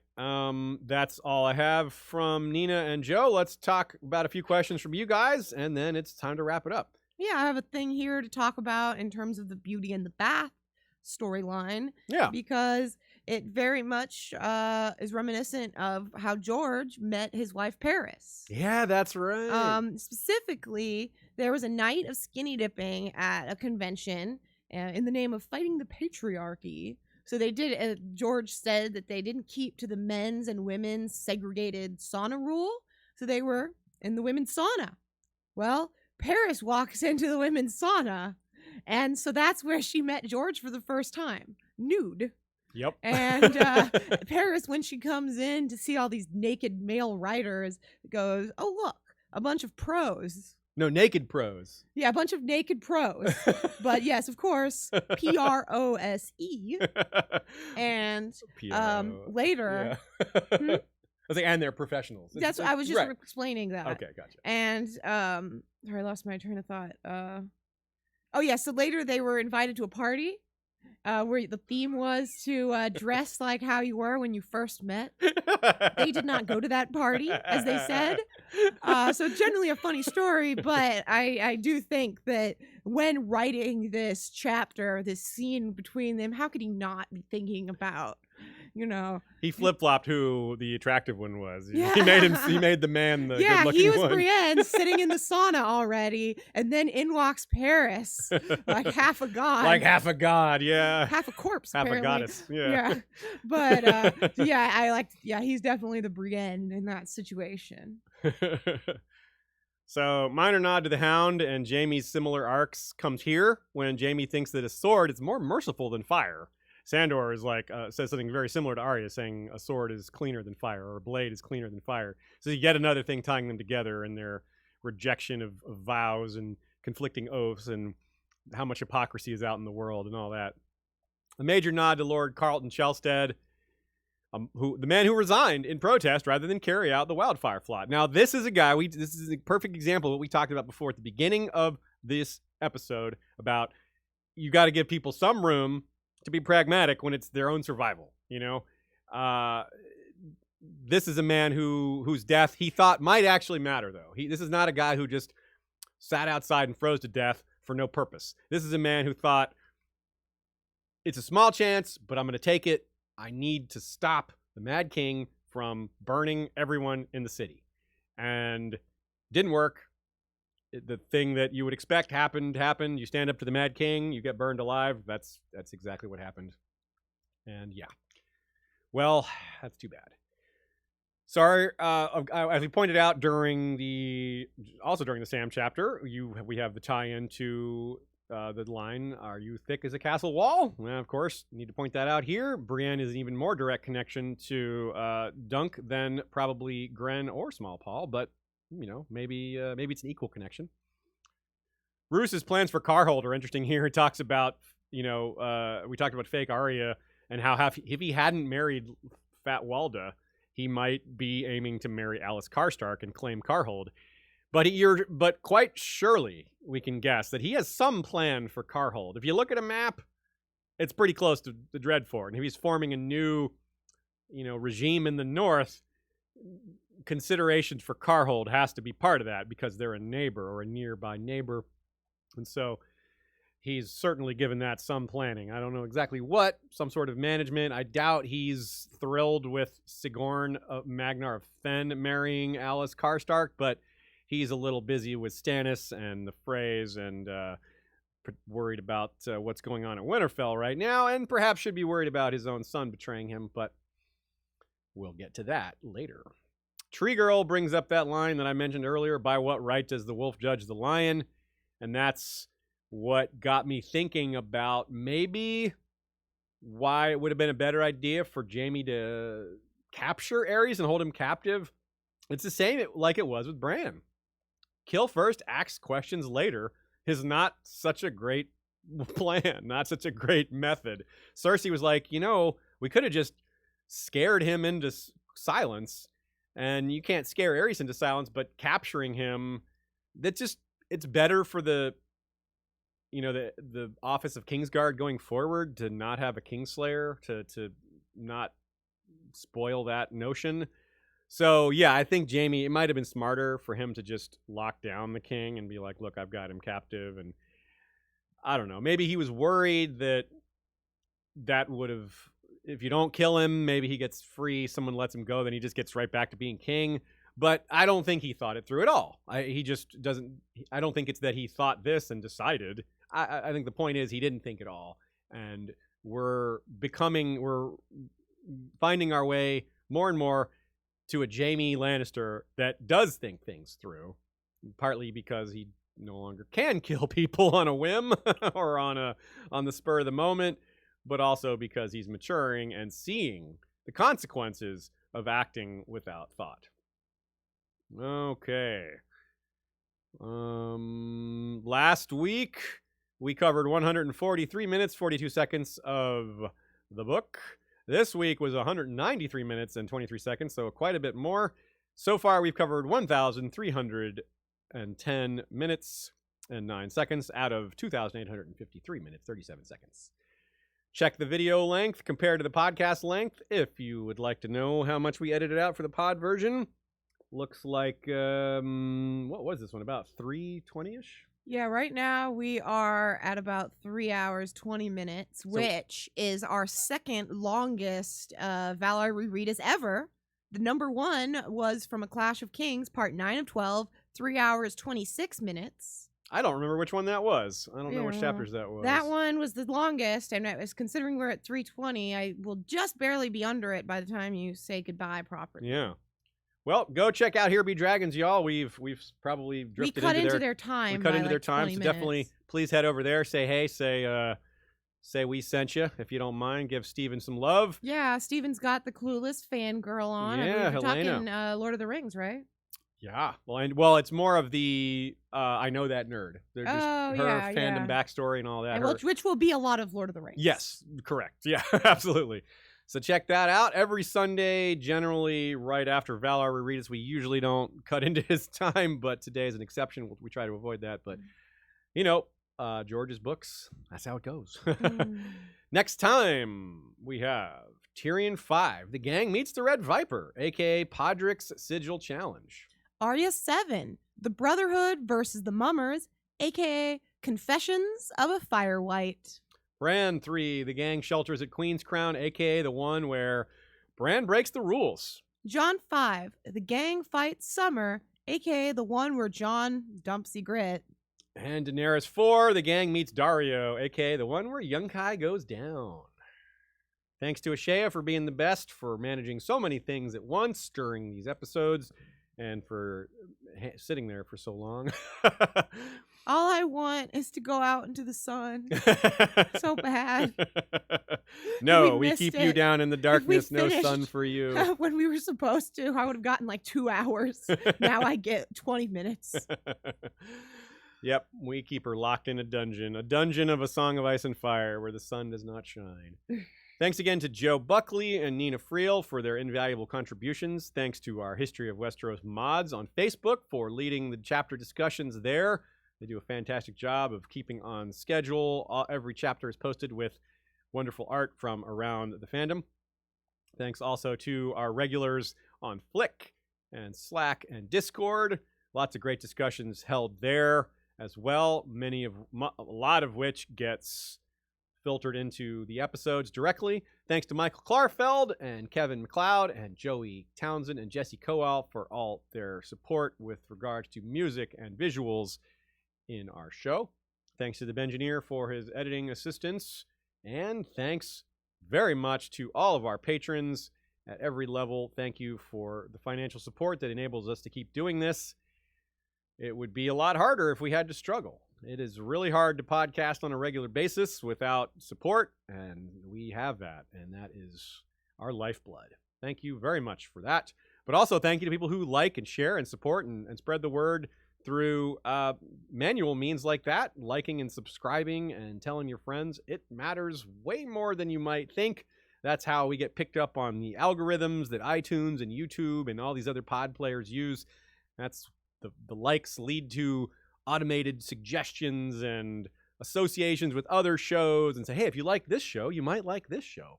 That's how all that works on the high level.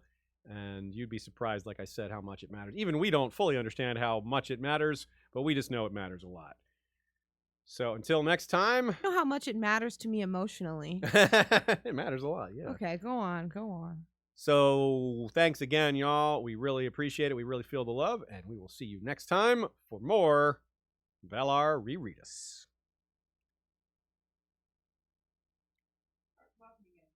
Start talking again? I'm just messing with you.